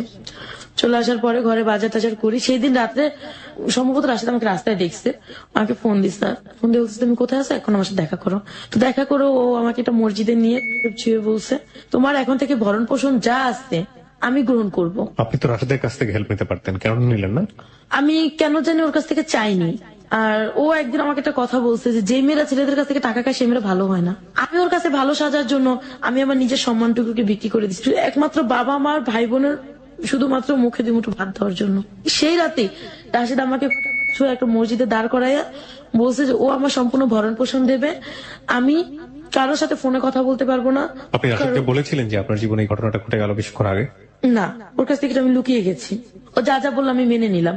ও আমার বাবাকে ফোন দিল। তো বাবার সাথে রাশেদের সাথে আগে থেকে একটা পরিচয় ছিল। বাবাকে ও বলছে যে আমরা দুজন বিয়ে করে ফেলছি। তখন আমি মিথ্যে বললা কেন? মিথ্যে বলা ছাড়া কোনো কাজ নেই। ও এখন হাজবেন্ড হয়ে আমার বাড়িতে যাবে। তো আমি সবাইকে এসে বললাম যে আমার বিয়ে হয়ে গেছে, ডিভোর্স হয়ে গেছে, ওইদিকে এদিকে আমার বিয়ে হয়ে গেছে। পাড়া প্রতিবেশী সবাই খুব খুশি হলো, মিষ্টি আনছি আমি। পরে আমার বাবা মা তো খুব খুশি, বাবার একটাই চিন্তা এত বড় লোকের ছেলে তার মানে ভালো হবে। তারপর থেকেই আমি আবার স্কুলে জবটা ছেড়ে দিয়েছি, ও আমাকে স্কুলে জবটা ছাড়িয়ে নিয়েছে, ও আমাকে হেল্প করতো। এরকম করে 6 মাস গেল, তো ওই বিনিময়ে আমার কাছে কিছুই চাইনি। তো কত টাকা করে দিত প্রতি মাসে? মানে ও বাজার করে দিত টোটালি একটা। আর আপনার বাবা এগুলো বসে বসে খেতেন? হ্যাঁ, বাবা এগুলো বসে বসে খেতেন। এরকম করে 6 মাস চলে গেল। রোজার ঈদ, এটা হচ্ছে 2010-এর ঘটনা। তো ও আমাকে সম্পূর্ণ মানে বাজার টাজার দেবে, হঠাৎ ওর সাথে আমার ঝগড়া লেগে গেছে। ও আমাকে এখন আর বাজার টাজার দেবে না, কি করব। তারপরে আমি রাস্তায় একদিন সোহাগের কাছে গেছি, সোহাগও আমাকে ফিরিয়ে দিয়েছে। ফিরিয়ে দেওয়ার পরে আমার মানে রাস্তায় বসে আমি চিৎকার করে কাঁদতেছিলাম। রাশিদকে বারবার ফোন দিচ্ছিলাম, ও আমার ফোন রিসিভ করতেছে না, কি করব। বাসায় ফিরে আসলাম, আসার পর দেখি যে দুপুরে যে খেয়েছে আমার ভাই বোন গুলো আর খায়নি। রাত্রে প্রতিবেশীর ঘর থেকে খাবার দিয়ে গেছে, সেটাও আমার বাবা খেয়েছে, ভাই বোনরা খেয়েছে, আমিও খেয়েছি। পরের দিন সকালবেলা রাশেদকে খুঁজতে বের হয়ে গেলাম। আমি আমার কামরাঙ্গি চর থেকে হেঁটে টিএসির মোড় গেলাম, সেখানে ওকে পেলাম না। বাংলা মোটর আসলাম, বাংলা মোটর ওকে আমি পাইনি। ওকে খুঁজতে খুঁজতে আমার বিকেল হয়ে গেছে, বিকেল পার হয়ে সন্ধ্যা হয়ে গেছে। সারাদিন কিন্তু ভাই বোন গুলো না খাওয়া। রাস্তায় বসে জগন্নাথ হলের ওখানে বসে বসে চিৎকার করে কাঁদতেছি, আমি কি করব এখন। এক মহিলা আমাকে দেখছে, দেখে বলছে আমু তুমি কান্না করো কেন, কি হয়েছে। যে আমার এরকম অবস্থা, আমি কি করব। তো পরে বলো আমার সাথে আমার বাসায় চলো। আমি বাসায় যাবো না, কারো আমার ওই যে মানে আগে তো টিভিতে দেখতাম বাসায় নিয়ে যেত, মেরে ফেলতো, ভয়টা ছিল আর কি। আমি কারো বাসায় যাবো না, আমার বাসায় গেলে তোমার ভালো হবে, তুমি চলো। একটা বিশ্বাস নিয়ে, একটা দুঃসাহস নিয়ে আমি ওনার বাসায় যাই। যার পর ও আমাকে বুঝালো, দেখো এইভাবে হবে না, তুমি কিছু করো। তুমি বাবা মাকে খাওয়াতে চাও? হ্যাঁ, আমার বাবা মা আমার কাছে সবকিছু, আমি খাওয়াবো তাদেরকে। ও আমাকে প্রস্তাব দিল যে আমার 3টা ফ্রেন্ড আছে, তুমি আমার 3টা ফ্রেন্ডকে সময় দিবা, তুমি আজ দিতে পারবে? আমি বলছি আমার টাকার দরকার, আমি যে কোনো মূল্যের বিনিময়ে আমি টাকা চাই, যে কোনো মূল্যের বিনিময় হোক আমি টাকা চাই, আমার টাকার দরকার, আমাকে আপনি প্লিজ ধার হলেও দেন। ধারকে আজকালকার জমানায় কেউ কাউকে দেয় না, তোমার মানে দেহর বিনিময়ে তুমি টাকা নিতে পারো। তারপর ওনার 2টা ফ্রেন্ডকে ফোন দিলেন, একজনকে লাইনে পায়নি, 2জনকে পেয়েছে, 3জনের কথা বলছে। তো ওদেরকে আমি 1 ঘন্টা 1 ঘন্টা করে 2 ঘন্টা সময় দেওয়া। উনি আমাকে প্রথম দিন দিলেন 2000 টাকা। আমি ওগুলো নিয়ে বাসায় আসছি, আসার পরে বাবা আমাকে বাজার টাজার করে দিছি, খাইছি। সেই দিন রাত্রে আমার বাবা আমাকে বলছে এত রাত কেন করছো, কোথায় গেছো, এটা সেটা বলে আমার বাবা আমাকে মারছে।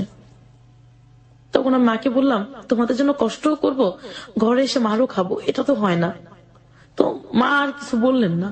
তো পরের দিন উনি আমার ফোন নাম্বার রেখে দিচ্ছে। 1 সপ্তাহ পরে আবার আমাকে ফোন দিছে এই ভদ্রমহিলা? এই ভদ্রমহিলা।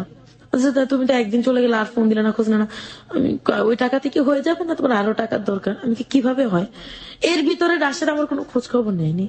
আমি আপনাকে খুব, আমার মনের ভিতরে কোশ্চেনটা ঘুরছিল, আমার মনে হয় যে প্রশ্নটা করা উচিত। হ্যাঁ, আমি প্রশ্নটা করছি এইভাবে। প্রথম কথা হচ্ছে যে আপনি কি কাজ করছেন সেটার চাইতে আমি বরং কেন করছেন সেদিকে থাকতে চাই। হ্যাঁ, 1। 2 নম্বর হচ্ছে যে আপনি তো নিজেও জানেন, কারণ আপনি যে ফ্যামিলিতে বড় হয়েছেন, এটা কত নিকৃষ্ট ধরনের কাজ। হ্যাঁ, কতটা বাধ্য হলে একটা মানুষ এই কাজটা করে সেটা আমরা দেখেছি। এই কাজটা করে যখন আপনি পয়সাটা পেতেন, সামান্য ডালের পয়সা, ভাতের পয়সা, হ্যাঁ, কোন রকম ভাই বোনের মুখে তুলে দেওয়ার মতো একটা পয়সা, ওরা যখন এই খাবারটা খেত বা আপনি যখন খেতেন, আপনার ফিলটা কি হতো? আমি যখন এই কাজটা করতাম, আমি যখন বের হতাম, তখন আমার মনে হয় যে আমি কোনো মানুষের ভিতরে পড়ি না, আমি একটা জঘন্য ধরনের মেয়ে, আমি নষ্ট হয়ে গেছি। যে জিনিসটা আমি সবসময় আমার হাজবেন্ডের মুখে শুনতাম।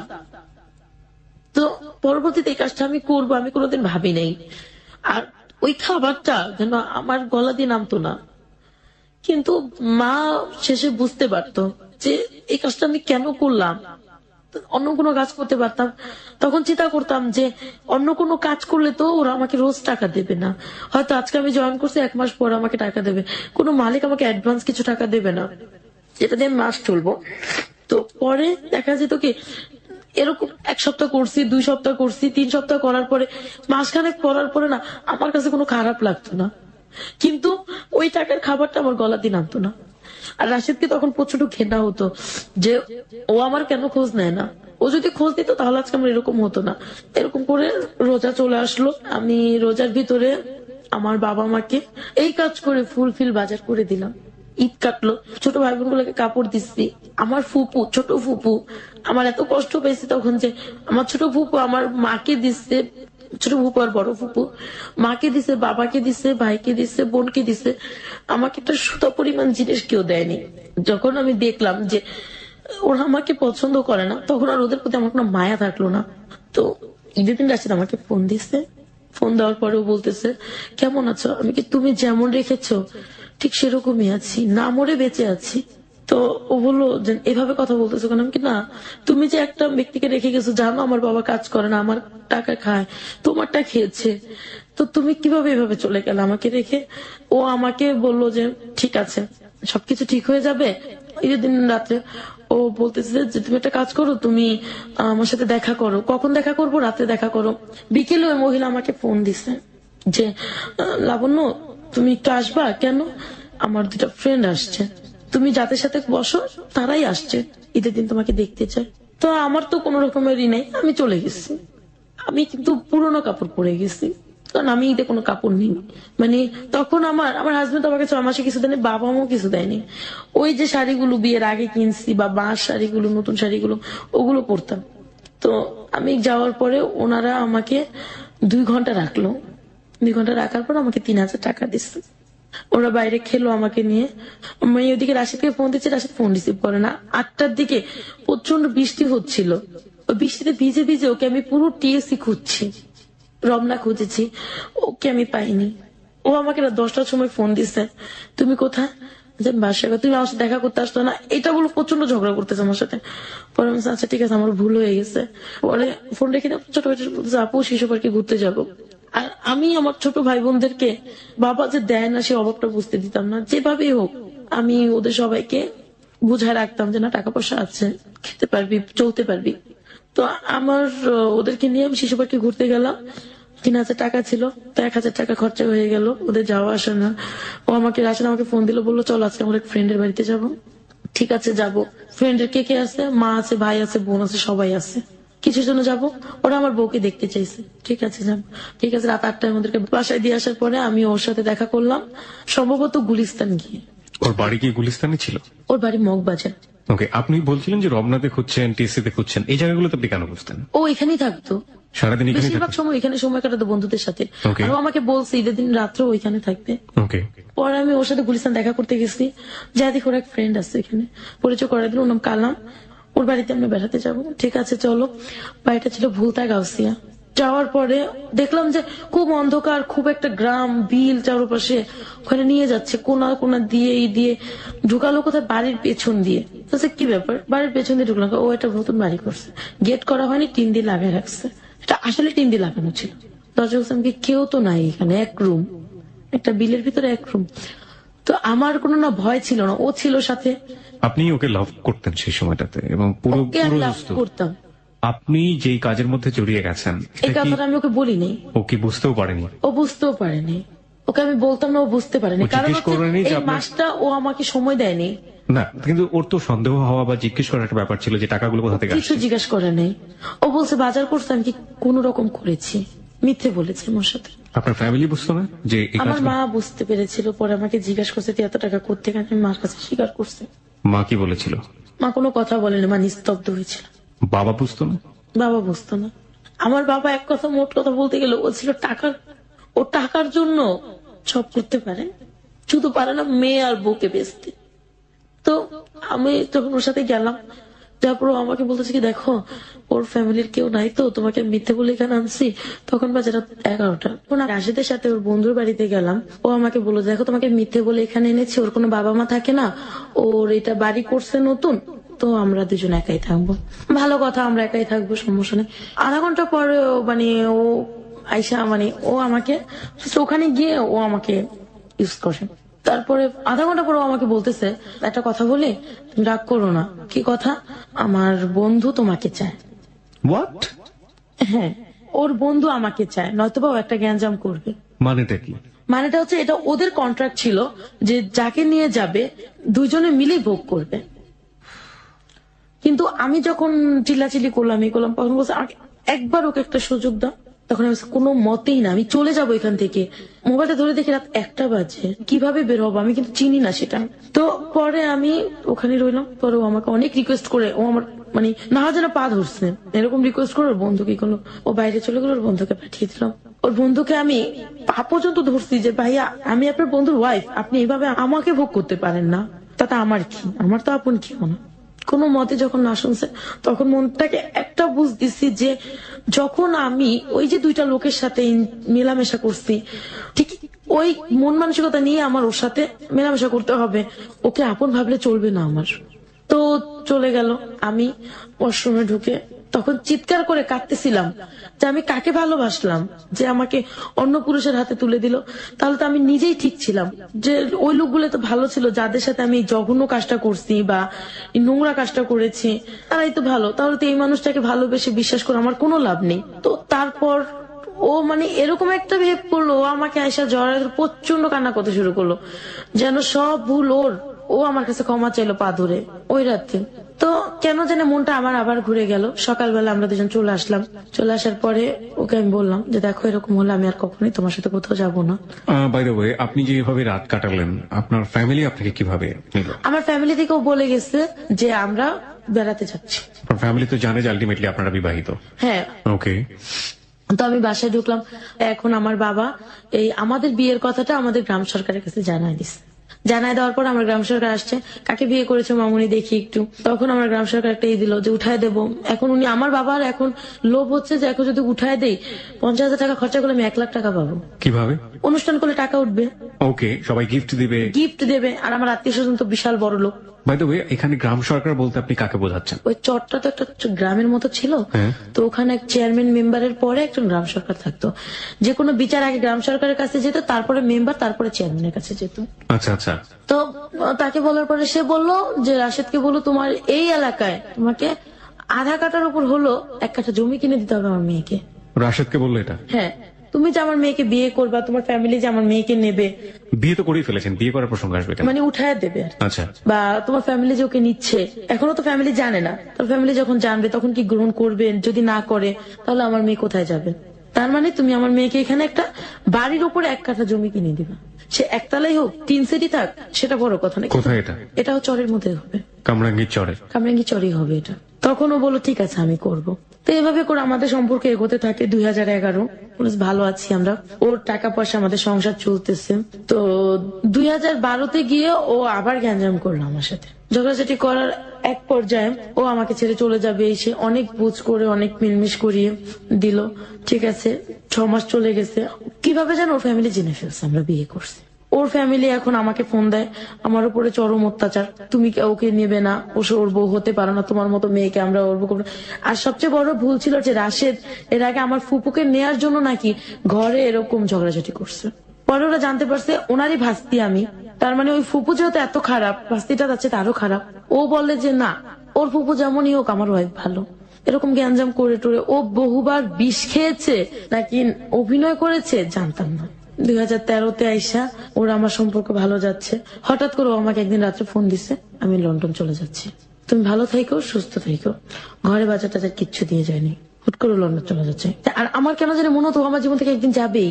তার মানে স্কুলগুলোর সাথে আমার রানিং রাখতে হবে, স্কুলে চাকরি করি আর না করি খুব ভালো সম্পর্ক থাকতে হবে। এই ফ্যামিলিগত ভাবে আমি যেরকমই হই না কেন, কিন্তু শিক্ষকতার দিক দিয়ে আমি খুব কড়া ছিলাম। আমাকে প্রচন্ড ভয় পেত সবাই, আর আমাকে কেউ বলতোই না যে আমি ম্যাট্রিক পাস করেছি। সবাই বলতো হয়তো বা ম্যাডাম অনার্স কমপ্লিট করেছে। ও লন্ডন চলে গেল, আমাকে বলছে যায়া ফোন দেবে, আমার জন্য কি কি যেন রেখে গেছে সেগুলো দেবে, কিন্তু এগুলোর কিছুই করেনি। ও যাওয়ার সময় আমি চিৎকার করে কান্না করছি ফোনে, তুমি কিসের ভিতর আমাকে রেখে গেলা, কার কাছে থাকবো আমি, কিভাবে বাঁচবো। আমার বাবা যখন শুনতে পারলো যে ও চলে গেছে, আমার বাবা আমাকে প্রচন্ড মারধর করলো। আমাকে এখন দেখতে পারে না, আমি টাকা পয়সা দিতে পারি না। বাবা কি তখন কোনো কাজ করছে? কোনো কাজ করতেছে না, সে ওই জুয়াই খেলে। জুয়াই খেলে আর ঘরে বসে বসে খায়? ঘরে বসে বসে খায়, মানে আপনি যা নিয়ে আসেন সেটা যা নিয়ে আসতেছি তাই খাচ্ছে, কোনো কাজ নেই তার। এবং তার কোনো লজ্জাও নেই সেটার জন্য, মানে পস্তানো বোধটা ওর নাই। ওনার বয়স কেমন ছিল? মানে লাইক উনি কাজ করতে পারতেন, এই সামর্থ্য ছিল শরীরে? হ্যাঁ, 45। ওকে। আর তার একটা সবচেয়ে বদ অভ্যাস ছিল, সে যে কোনো দোকানে ঋণ করবে।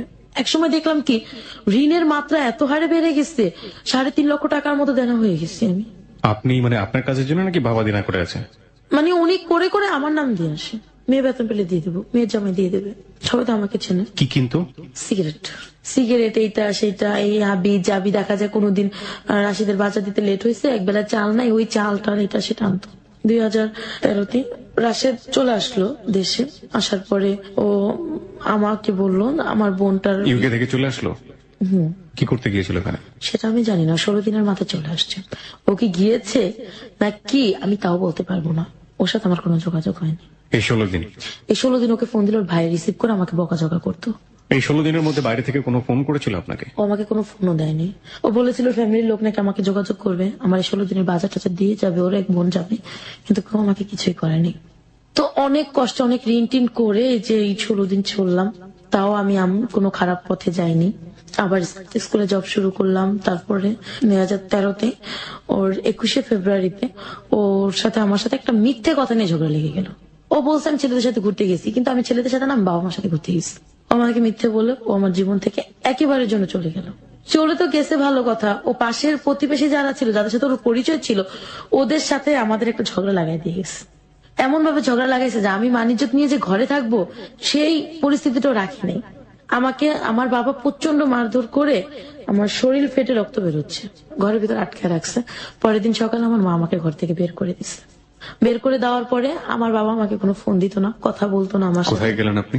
ওখান থেকে আমি চলে গেছি তরিকুল স্যারের কাছে। তরিকুল স্যার আমাকে স্কুলে জব নিয়ে দিল। এখন থাকার ব্যবস্থা তো সে করে দেবে না। খুঁজতে খুঁজতে একটা বাড়ি পেলাম, যে বাড়িতে নাকি লজিং থাকে, কিন্তু অরিজিনালি আমি যাওয়ার পরে যেটা দেখলাম যে ওই বাড়িতে কোনো লজিং থাকা হয় না, ওই বাড়িতে ফেন্সি ডিলের বিজনেস হয়। আমি ওই বাড়িতে উঠলাম, আমি সকালে যেতাম, রাত্রে আসতাম। তো ওই দিক থেকে আমি মাকেও টাকা পাঠাতে হচ্ছে আমার। তখনও বাবা কিছু করে না, আমি চলে আসার পরও। মা বাড়ি থেকে বের করে দিল, তারপর মাকে টাকা পাঠাচ্ছেন? হ্যাঁ, কারণ আমি যদি ওদের টাকা না পাঠাই, ভাই বোন গুলা কি খাবে, বাবা মা কি খাবে, এই সেন্সটা আমার সবসময় কাজ করতো। নয়তোবা আমি যে পথে চলে গেছি, আমার বোনটা ওই পথে চলে যাবে। ওকে, তারপরে আমি ওখানে উঠলাম। ওঠার পরে দেখলাম যে পরিস্থিতি ভালো, 3-4টা মেয়ে থাকে ওইখানে। মহিলাটাও খুব ভালো, আমাকে খুব আদর করলো। 15 দিন বাদে আমি দেখতে পেলাম ওরা যেন কি করে রুমের ভিতর। ওনার যে 2টা ছেলে ছিল আর ছেলের একটা বন্ধু ছিল, তারপর একটা ছেলে থাকতো এখানে। 4টা রুম ছিল। তো একটা রুম আমি 2টা মেয়েকে নিয়ে থাকতাম, আর একটা আমার স্বামী স্ত্রী থাকতাম, আর একটা রুম গেস্ট রুম ছিল, আর একটা ছেলেরা বন্ধু নিয়ে থাকতাম। তা আমি প্রথম এগুলো খেয়াল করতাম না, কারণ আমি সকালে যেতাম, বিকেলে আসতাম, আমি স্কুলে জব করতেছি, টিউশনি করতেছি। তো ওদের এই জিনিসগুলো আমি 15-16 দিন পরে খেয়াল করি যে ওই মেয়েরা ওই গেস্ট রুমটার ভিতরে কি করে। তারপরে দেখা যায় যে ছেলেগুলো কি করে, এগুলা বোতল, ছোট ছোট বোতল গুলা কিসের, কারণ এই সমস্ত জিনিসের সাথে আমি আগে থেকে পরিচিত না। এগুলো জানার পরে আমি আস্তে আস্তে ওদের সম্পর্কে ডিটেলস খোঁজ নিতে থাকি। আমি ওদের সাথে খুব ফ্রি হয়ে যাই। ওরা তখন বলল ওইখানে ওদের নোংরা কাজ চলে, আর ছেলেগুলো ফেন্সি ডিলের বিজনেস করে। এরপরে ওর যে দেবরটা, ওর দেবরের সাথে আমার খুব ভালো একটা সম্পর্ক হয়ে যায়, বন্ধুর মতো। দেবরটা আমার কাছে সব স্বীকার করে। দেবরটা এরকমও আমাকে জানাইছে যে ওরা এরকম মেয়েদেরকে লজিং রেখে এই কাজগুলো করে, আমাকে দিয়েও করাবে। তো আমি এগুলো মানে বিশ্বাস করতে পারি নাই। ওরা করে কি, মেয়েদেরকে ঘুমের ওষুধ খাইয়ে তো এমন কিছু ডোজ দিয়ে দেয় যে ওগুলো মেয়েদেরকে যদি ওই রাতে এখান থেকে যদি মেরেও ফেলা হয়, মেয়েরা টের পাবে না, এরকম করা হয়। অথবা মেয়েদেরকে ঘুরতে যাওয়ার নাম করে যশোর বেনাপোলে নিয়ে গিয়ে ওদের শরীরের সাথে বা বউ সাজিয়ে ব্যাগের ভিতরে পেন্সিল দিয়ে ওদেরকে আনা হয়। ওই যে ওর দেবরের সাথে আমি একদিন ঘুরতে ঘুরতে, এটা হচ্ছিল হচ্ছে রায়ের বাজার বুদ্ধিজীবীর গদি ঘরে। তো আমি রায়ের বাজার বুদ্ধিজীবীতে ঘুরতে গিয়ে আমার এরকমটি ছিল যে আমি সব শ্রেণীর লোকেদের সাথে খুব ভালোভাবে মিশতে পারি। তো আমি ওই র্যাবের সাথে পরিচয় হলো আমার। কিছু র্যাব ছিল এখানে, আমার চিন্তা ভাবনা ছিল আমি প্রশাসনের সাহায্য নেবো, ওরা যেহেতু আমাকে এরকম করবে। র্যাবের সাথে পরিচিত হলাম, কথা বললাম। তো ওর ভিতরে একটা র্যাব ছিল, নাম ছিল শাকিল। তো ও খুব ভালো ছিল। আর একটা নাম ছিল শাহিন, আর একটা সাব্বির। তো সাব্বির আমাকে দেখে খুব পছন্দ করলো, ওরা আমার সাথে ফ্রেন্ডশিপ হয়ে গেল। 3-4 দিন পরে সাব্বিরকে আমি বললাম, সাব্বির এরকম এরকম হয়েছে, বাসায় ওরা পেন্সিল বিক্রি করতেছে, আমাকে ওরা বিক্রি করে দিতে চাচ্ছে। তো সংক্ষেপে ওদেরকে বলছি। ওকে, আমার মোবাইল ছিল না, ওই মহিলার মোবাইলকে আমি আপা বলতাম, ওর নাম ছিল লাকি আপার নাম ছিল। লাকি আপার মোবাইল দিয়ে আমি বললাম, ওরা বলছে তোমার সাথে দেখা করি। তো সেই দিন বিকেল আমাকে জানানো হলো যে আমাকে ওরা নাকি দৌলদিয়া নামে একটা ঘাট আছে সেখানে ওরা 3.5 লক্ষ টাকা বিক্রি করে দিছে। তারপরে আরেক জায়গায় এই ঢাকাতে পুরানা পল্টনে ওদের এক মামার কাছে 75,000 টাকায় 15 দিনের জন্য বিক্রি করে দিছে। মাই গড। তো যেদিন রাত্রে আমাকে ওরা নিয়ে যাবে, আমি জানি না ওদিন রাত্রে ওরা আমাকে নিয়ে যাবে, ওর দেবরা এসে আমাকে বলতেছে যে তুমি যদি এখান থেকে না যাও তুমি কালকে আর পৃথিবীতে সূর্য দেখবে না। কেন এরকম হয়েছে? তোমাকে ওরা নিয়ে যাবে দৌলতিয়া ঘাটে 15 দিন পরে, আর আজকে রাত্রে তোমাকে ওরা বলে নিয়ে যাবে। তো এর আগে আমি র্যাপকে বলে রাখছি সবকিছু এরকম এরকম করবে ওরা, তুমি আমাকে প্লিজ বাঁচাও। তো সকালবেলা আমি শুনলাম ওরা আমাকে বলছে জানিস তোর ভাইয়া তো পুরানা পল্টন গেছে, ওর হাজবেন্ড আবার ওর সাথে রাগ করে চলে গেছে, তো তোর ভাইয়া তো চলে গেছে, তো ভাইকে আমরা আনতে যাবো পুরানা পল্টন, তুই কি যাবি আমাদের সাথে? আমি বললাম দেখি কি করতে পারি। এর মধ্যে ওই র্যাপকে ফোন দিচ্ছে ওই লোকের নাম হচ্ছে মিন্টু। মিন্টু ফোন দিয়ে বলছে ওকে কিন্তু নিয়ে যাবে একটু পরে। ঘন্টা খানিকের মধ্যে ওরা ওইখানে ফোর্স নিয়ে চলে গেছে। যাওয়ার পরে এখানে বলতেছে কি হচ্ছে, এখানে কিছুই হচ্ছে না, ঘর চেক করবো। ঘর চেক করে ওরা প্রায় 50 বোতলের মতো ফেন্সিডিল পেয়েছে। মানে এরকম একটা মুহূর্তে আসছে যে ওর ঘরে ওর গেস্ট আছে মেয়েদের সাথে, ওই অবস্থা ওকে ধরছে। মিন্টু আবার সকালে চলে গেছে, ওই খবর দিয়ে চলে গেছে। ওরা আমাকে নিয়ে উত্তরা চলে গেল, ওইটা উত্তরে গিয়ে মিন্টু রাতে দিয়ে দিল। মিন্টু আবার আমার ফ্যামিলিকে জানাইলো, আমার বাবা বলছে ওই মেয়েকে কোনোদিন ঘরে তুলবা না, তাই আমার মা সেদিন আমাকে গ্রহণ করে নেয়নি। মিন্টু আমাকে এক রাত ওর এক ফ্রেন্ডের বাসায় রাখছে, খুব ভদ্রভাবে খুব সম্মানের সাথে রাখছে। ওর ওয়াইফ বলে ও ছিল না, ও বলছে আমি রেখেছি, আমি একটু ঢাকার বাইরে যাচ্ছি। পরের দিন ও এই কামরাঙ্গি চড়ে এসে জালুয়ারি চৌরাস্তা আছে একটা, ওখানে এসে আমার জন্য বাসা খুঁজে বের করছে একদিনে। আমি এখানে উঠলাম। তারপরে একদিন আমার মা আমাকে ফোন দিয়ে খুব কান্নাকাটি করতেছে, 2013 এপ্রিল, খুব কান্নাকাটি করতেছে, ঘরে খাবার নেই এই না সেটা। তো পরে আমি কি করবো, তো আমার কাছে তখন টাকা ছিল, আমি ওকে টাকা দিয়ে দিলাম, ওরা খাবার টাবারই করছে। প্রতি মাসে টিউশনি করে যে টাকা বেতন পাই ওর থেকে ওদেরকে দিয়ে দিই, ওর থেকে আমি রাখি। আমার ঘর ভাড়া বেশি ছিল না, এক রুম তো, 2,000 টাকা ছিল। আমি কষ্ট করে চলতাম, ওদেরকে আমি কষ্ট দিতে দিতাম না। আমার বাবা অসুস্থ ছিল, তাকে আমি চিকিৎসা টাকা দিয়েছি, ভাই বোনদেরকে দেখেছি। দেখার পরে দেখা যায় কি আমি না কেমন যেন একটা দিন দিন এই যে রোদ্রে ঘুরতে, তারপরে এগুলো করতে করতে বৃষ্টিতে ভিজে আমি অসুস্থ হয়ে পড়ছি। এখন আমি ওই বাসায় থাকতে পারতেছি না, বাসা চেঞ্জ করে ফেললাম। বাসা চেঞ্জ করে আরেক বাসায় গেছি, সেখানে আমি খুব অসুস্থ। এর ভিতরে এক স্কুল টিচারের সাথে আমার পরিচয় হয়েছে, তার বয়স 50-এর উপরে। তো ভালোই কথাটা বলতো, ফোন টোন দিত না, কম কথা বলতাম। তো ওনার সাথে জাস্ট এমনি কথাটা হইতো, দেখা করতো আমার সাথে। উনি একদিন আমাকে বিয়ের প্রস্তাব দিল, আমি রাজি হইনি। এই 50 লোক? হ্যাঁ, রাজি হইনি। পরে আমি না দিন দিন অসুস্থ হয়ে পড়লাম। অসুস্থ হয়ে পড়ে বাবা মার ঘাড়ে গিয়ে উঠলাম। ওখানে আমি ডাক্তার দেখালাম, নিঃশ্বাসে প্রবলেম হইতো, আমি নিঃশ্বাস চাতে পারতাম না, আর লিভার একটু সমস্যা হয়েছে। মানে এগুলো তো আমার টাকায় হতো, আমার ফ্যামিলিকেও খরচা দিতাম ওই অসুস্থ অবস্থায়। আমার টাকা যেটা জমানো ছিল আর কি, ওটাতেই হয়তো। তো ওই লোক আমার এই অবস্থা দেখে আমার মামা, মানে এই যে গ্রাম সরকার, তার কাছে বিয়ের প্রস্তাব দিল। কোন লোক? যে লোকটা স্কুল টিচার ছিল, 50-এর ঊর্ধ্বে বয়স ছিল, যে লোকটা নাম ছিল তাহির।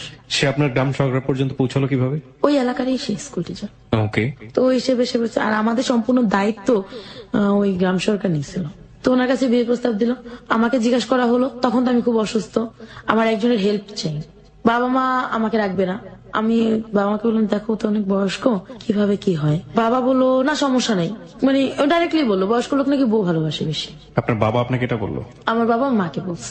আপনার বাবার তখন বয়স কত? 45। বাবার বয়স 45, বাবার জামাই হবে 50 ঊর্ধ্ব। হ্যাঁ, তো এর ভিতরেই মা বলছে যে গ্রাম সরকারের খোঁজ খবর নিতে। উনি কি খোঁজ খবর নিচ্ছে আমি জানি না। ঠিক এক সপ্তাহের মাথায় আমার বিয়ে দিয়ে দিল, 7ই আগস্ট 2013। তো পরবর্তীতে প্রিয় শ্রোতা, this is not story of চিনি কম। আপনারা নিশ্চয়ই অমিতাভ বচ্চনের সেই ছবিটা দেখেছেন। অমিতাভ বচ্চন এবং টাবুর ছবি ছিল চিনি কম, আমার অনেক পছন্দের একটা ছবি। লাইফে এই ঘটনা ঘটে, বাট এত সুইট এত ঘটে না, এটাই রিয়েলিটি। ঠিক আছে, যাই। তারপর বিয়ের দিনও আমার কাছে কেন জানি মনে হয়েছে তা আমি তো অসুস্থ, আমি জাস্ট উঠতে পারি, বসতে পারি, মানে কাজকর্ম কিছুটা করতে পারি। তখন স্কুল থেকে আমি চাকরি ছেড়ে দিচ্ছি। বিয়ের দিন সকালেও জানি আমার কেন মনে হলো আমি বিয়েটা করব না, কিন্তু চিন্তা করলাম যে বাবা মার ঘাড়ে বসে না থেকে তারপর মামা বিয়েটারই করছে, করে দেখি যদি জীবনের কিছু চেঞ্জ হয়। তো বিয়েটা হলো, তো আমাকে সেদিন নিয়ে যাওয়া হলো পাশের গলিতেই, বাসা ভাড়া নিচ্ছে সেখানে। বিয়ের দিন রাত্রেই তার বড় ওয়াইফ তাকে ফোন দিছে, ফোনটা রিসিভ করছি আমি। সে বললো তুমি কে? আমি তার ওয়াইফ। তুমি তার ওয়াইফ কিভাবে হও? এমনকি তাকে বিয়ের আগে আমার মামা গ্রাম সরকার, যাকে আমরা মামা বলি, সে ওই ওর ভোটার আইডি কার্ড, তারপরে স্কুল সার্টিফিকেট, কলেজ সার্টিফিকেট, কোন স্কুলে জব করতেন সেগুলো, বড় বউর সাথে ডিভোর্স হয়েছে সে ডিভোর্সের পেপার সবকিছু নিয়ে নিছে। তারপরে আমি বলছি আপনার সাথে তো ডিভোর্স হয়ে গেছে। হ্যাঁ, তো আমি ফোন সমস্যা কি? আমার তো সন্তান আছে না।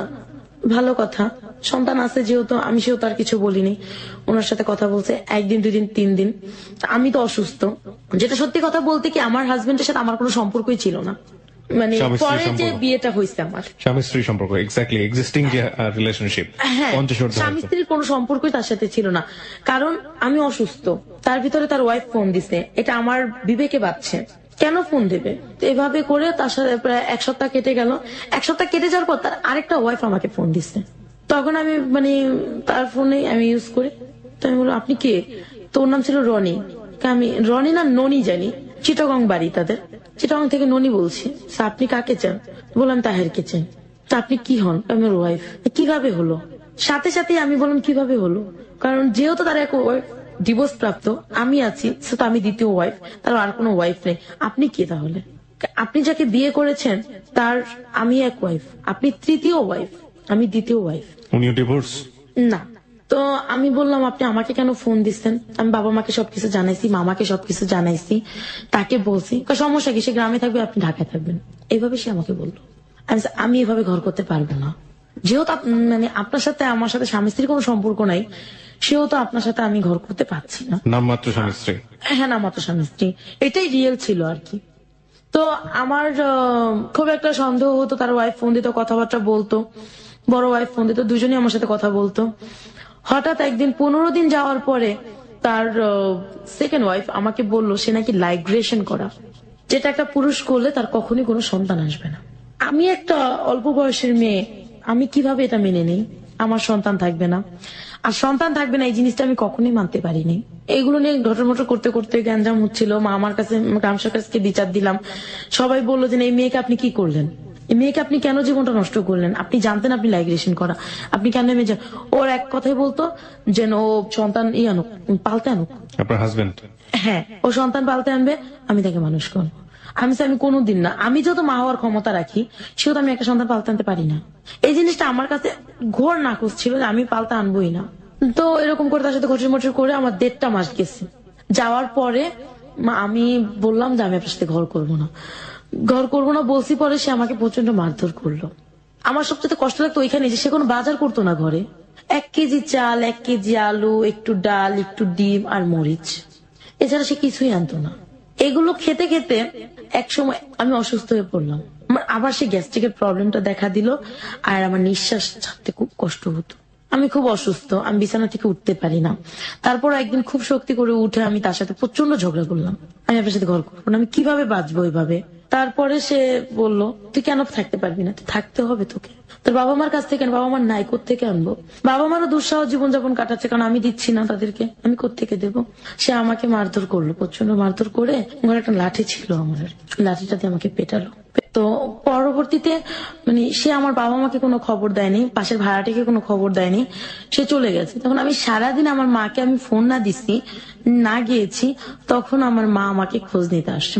আসার পর দেখে আমার দরজা লাগানো, সে ভাবছে আমি বাইরে গেছি, দ্বিতীয়বার চলে গেছে। কিন্তু সবচেয়ে আশ্চর্যজনক বিষয় হচ্ছিল যে আমার বাবা তখন একটা সমিতির সাথে যুক্ত ছিল, সেই সমিতিটা ছিল আমার ফ্ল্যাটের পাশের ফ্ল্যাটে। কিন্তু আমার বাবা ওই যে দরজা তালা মারা দেখছে, সেজন্য আসে যেতে পারেনি। আমার হাজবেন্ড যে ওই যে ভাড়াটার ঘরে চাবি দিয়ে গেছিল, এটা আবার তারা জানতো না। ভাড়াটা বলছে আমিও বেরিয়েছি, হাজবেন্ডও বেরিয়েছে, তাই হাজবেন্ড চাবি দিয়ে গেছে। তো চাবি দেওয়ার সময় তাকে কিছু বলে যায়নি যে ঘরের মধ্যে আপনি আছেন? না না না, সে চাবি দিয়ে চলে গেছে, আমি বাইরে চলে যাচ্ছি, তার মানে তার আগে আমি চলে গেছি। তো এরকমটা একটা মিনিং করে গেছে। পরে উনি জিজ্ঞাসা করছে ও কোথায়, জানি না, মনে হয় কোথাও গেছে। আমার মা কিভাবে যেন বলতেছে কি ওর ঘরে তাহলে আমার কিছু বাটি আছে, বাটিগুলো নেব। আমি তার আগের দিন সারাদিনে না খাওয়া, সে বাইরে গিয়ে খেয়ে আসতো, আমার জন্য খাবার আনতো না। আপনার হাজবেন্ড? হ্যাঁ। তো আমি সেদিনও সারাদিন সেন্সলেস। তো মা সন্ধ্যাবেলা ঢুইকা দেখে আমাকে, দেখে একটা চিৎকার করছে, এক চিৎকার আমার বাবা আমার সব চলে, বাবা পাশের ফ্ল্যাটে ছিলেন, সে তার ভাড়াটা সব চলে আসছে। আসার পর ওইখানে আমাকে সুস্থ করে আমাকে ওইখান থেকে বাড়ি নিয়ে যায়। এরপর আর কোনো দিন মানে ওই দিন থেকে সেপ্টেম্বর অক্টোবর থেকে এই পর্যন্ত আমার হাজবেন্ডের সাথে আমার আর কোনো যোগাযোগ হয়নি। তার মানে কাকতালীয় ভাবে সেদিন যদি আপনার রুমে আপনার মা না ঢুকতেন তাহলে আপনি ওখানে মারা যেতেন? নিহত পেত ওখানে। এরপর আমাকে বাসায় নিয়ে গেছে, আমার চিকিৎসা করাইছে। আমি 27 রোজ আমাকে হসপিটাল থেকে বাসায় আনছে। ঈদের পরপরই আমি আবার আমার খোঁজে বের হয়ে গেছি। এই প্রথম আমার জীবনে, মানে আমি যত অসুস্থ, শুধু আমার মা আমাকে সাপোর্ট দিল। তখন আমার বাবা আমাকে তখন পর্যন্ত নির্বাক হয়ে তাকায় দেখছে, শুধু আমাকে কোনো সাপোর্ট দেয়নি। আমি আমার মতো বের হয়ে গেছি, আমি ওই ঘরে থাকিনি। ঈদের পরপরে আমি বের হয়ে বাসা ভাড়া নিছি, নিয়ে আমার মতো চলে গেছি। চলে যাওয়ার পরে আমার এক ভাইয়া আমাকে বললো, আমি একটা বাসা চিনি, তুই তো এই লাইনে আছিস ভাইয়া, বুঝতে পারছিস আর কি, আছিস তুই আমার একটা বাসা চিনি, তুই ওখানে চল। ওখানে যাওয়ার পরে আমাকে ওই আন্টি 2টা লোকের সাথে পরিচয় করাই দিচ্ছে। প্রথম দিন যাওয়ার পরে সে আমাকে রাখেনি, পরের দিন আমাকে বলছে তোকে ফোন দেবো, সে আমাকে ফোন দিছে। ফোন দেওয়ার পরে আমি গেছি, যাওয়ার পর একটা লোক, সে খুব ভালো চাকরি করে, একটা লোকের সাথে পরিচয় করাই দিছে। বলছে তুমি তাকে সময় দাও, সে তোমাকে খুশি করে দেবে। তখন কিন্তু আমি অভাবে অবস্থা, অনটন অবস্থা, বাবা মারও দুঃসহ অবস্থা। বাবা মা যে সমিতির সাথে আছে, বাবা সেই সমিতি টাকা আটকে গেছে, ঘরে চাল নেই, মা ফোন দিয়ে কান্নাকাটি করছে। মানে এত কষ্ট পেয়েছি যে, মানে নিজে অশান্তিতে ছিলাম, কখনো বাবা মা ভাই বোনকে অশান্তি দেখায়নি, কষ্ট দেখায়নি। সেখানে আমি সময় কাটানোর পরে সেই দিন আমাকে ওরা দিয়েছে 2000 টাকা। আমি 1000 টাকা নিজের জন্য রাখছি, 1000 টাকা বাসায় পাঠিয়ে দিচ্ছি, ওরা ওদের মতো চলছে। এরপরে 3-4 দিন পরে আন্টি আমাকে আবার ডাকছে।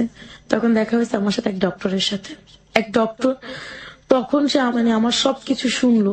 তখন সে আমাকে বলল যে তুমি আমাকে কথা দাও যে তুমি কখনো অন্য কাউকে সময় দেবে না, তুমি আমাকে সময় দেবে, এমনকি তোমার যা কিছু দরকার ভরণ পোষণ সম্পূর্ণ আমি দেব। নভেম্বর ডিসেম্বরের ঘটনা, সে এই কথাটা বলছে। বলার পরে আমি তার কথা বিশ্বাস করতাম না, তা আমি তো অনেককে দেখছি। তখন আন্টি আমাকে বললো তুমি ওর কথা বিশ্বাস করো। তখন এই 2জন লোকের সাথে আমার ঘুরে ফিরে তাদেরকে সময় দিয়ে আমার সংসার টিকতো, এমনকি আমার ফ্যামিলিও চলতো, এমনকি আমার স্কুলে শিক্ষকতাটাও চলতো। পরে দেখা গেছে যে তার কথা আমি আন্টির ভরসা পেয়ে আমি ওকে, আন্টি আমাকে, হ্যাঁ আমি তার বাসায় গিয়ে আমি একটা নোংরা পরিবেশে জড়াইছি আবার দ্বিতীয়বার, কিন্তু সে আমাকে নিজের মেয়ের চেয়ে বেশি ভালোবাসছে। সব সময় একটা ভালো ডিসিশন দিছে, ভালো কথা বলছে। এই আন্টির সাথে আপনার পরিচয় হলো কিভাবে? আমার ওই ভাইয়া আমাকে নিয়ে গেছে ওই বাসায়। কোন ভাইয়া? আমার একটা ভাইয়া ছিল আর কি। কোন ভাইয়া এটা? এটা আমাদের এলাকার একটা উনি ছেলে। আপনার সম্পর্কে এই ব্যাপারে জানতো যে যেহেতু উনি বাসাটা নিয়ে গেছে, মানে আপনার ওখানে একটা পারপাস সার্ভ হবে, তার মানে এই উনি ভাইয়া আমার এই ব্যাপারটাকে ধারণা করে আমাকে জিজ্ঞাসা করছে, আমি স্বীকার করছি তার কাছে। সেও আমাকে হেল্প করতো বিনা স্বার্থে। সে আমাকে নিয়ে গেছে, কয়ে কি চলো তুমি এইভাবে কত কষ্ট করবা। আর আমার যে টোটাল যে 1.5 মাস বা 2টা মাসের যে ঘটনাগুলো আমার সেকেন্ড হাজবেন্ডের, এগুলো সব সে জানতো। তারা কিভাবে নিজেরাই জানতো? আমাকে বিয়ে দিচ্ছে। ওকে। আমাকে বিয়ের দিন ওই বাড়িতে পৌঁছায় দিছে আমার ওই ভাইয়া। সে আমাকে হেল্প করছে, 1000, 500, 100 দিয়ে সে আমাকে হেল্প করছে। এমনকি বিশ্বাস করতে পারবেন না, আমার বিয়ের যে খরচাটা সেটাও আমার বাবা আমার টাকা থেকে করছে। সে 1 টাকা খরচা করেনি, 1 টাকা দেয়নি।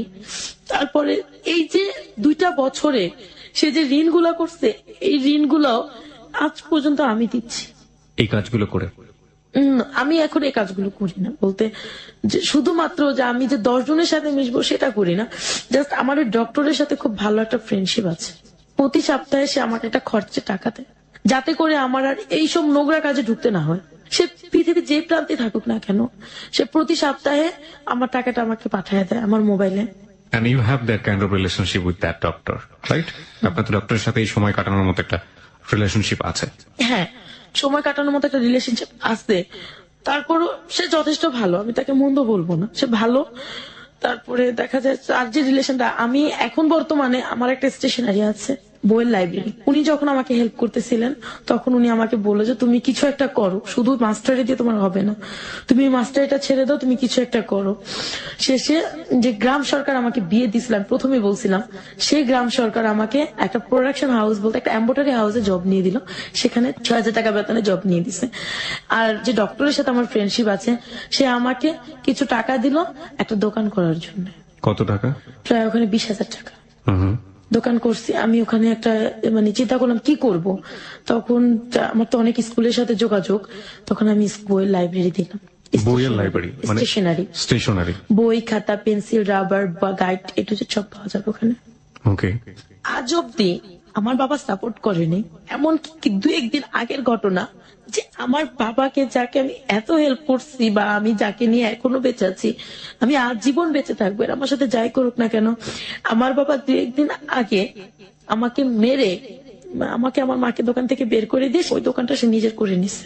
And still কিন্তু ওই দোকানের যতগুলো জিনিস সবকিছু আমার, এমনকি বাবা আমাকে খুব বৃষ্টি ভাষায় একটা বকা দিয়ে বলছে, তুই তো ভালো না, তো খারাপের টাকা দিয়ে তুই দোকান করছিস বা তুই খারাপের টাকা আমাকে দিছিস। তখন আমার এত কষ্ট হয়েছে যে যে বাবা মার জন্য আমি নিজের সবকিছু বিসর্জন দিয়ে দিছি, সেই বাবা আজকে আমার দোকান আমার সাথে মানে প্রতারণা করে যেন নিয়ে গেল। আজকে সেই দোকানে আমি নিজে দাঁড়াইতে পারতেছি না, বাধ্য হয়ে দোকান থেকে সরে আসছি। যে সে বলতেছে এই সবকিছু আমার, তোর কিছুই নাই এখানে। আমি যে তাকে 2-2.5 বছর দেখলাম, তাদের সংসারটাকে চালালাম, নিজে কষ্ট করলাম, এর কিছুই আমার বাবা স্বীকার করে না এখন। আর আমাকে যা তা বলে যে আমি ভালো না, আমি খারাপ। আমি খারাপ হয়েছি শুধুমাত্র এই ফ্যামিলিটাকে বাঁচানোর জন্য, শুধুমাত্র 2 মুঠো ভাত দেওয়ার জন্য। কি করবো না, তোমার বোনটা নষ্ট হয়ে যাবে, ভাইটা বকাইটা হয়ে যাবে, মার কারখানায় চাকরি করতে হবে, আমার এত কিছু হয়ে গেছে। আমার মাকে আমি কখনো বাইরে কাজ করতে দেইনি, আমার বোনকে আমি কখনো বলি নাই তুমি একটা টিউশনি করো, কিচ্ছু করে না ওরা, আমি চালাই। আর আজকে মানে 3টা বছর আমার বাবা বসে খাইছে, মানে আমার সংসারেই ছিল।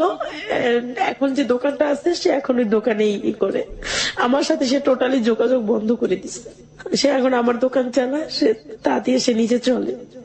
আর আমি একটা প্রোডাকশন হাউসে জব করে মা বাবা ভাই বোন সবাই কিনে চলতেছি।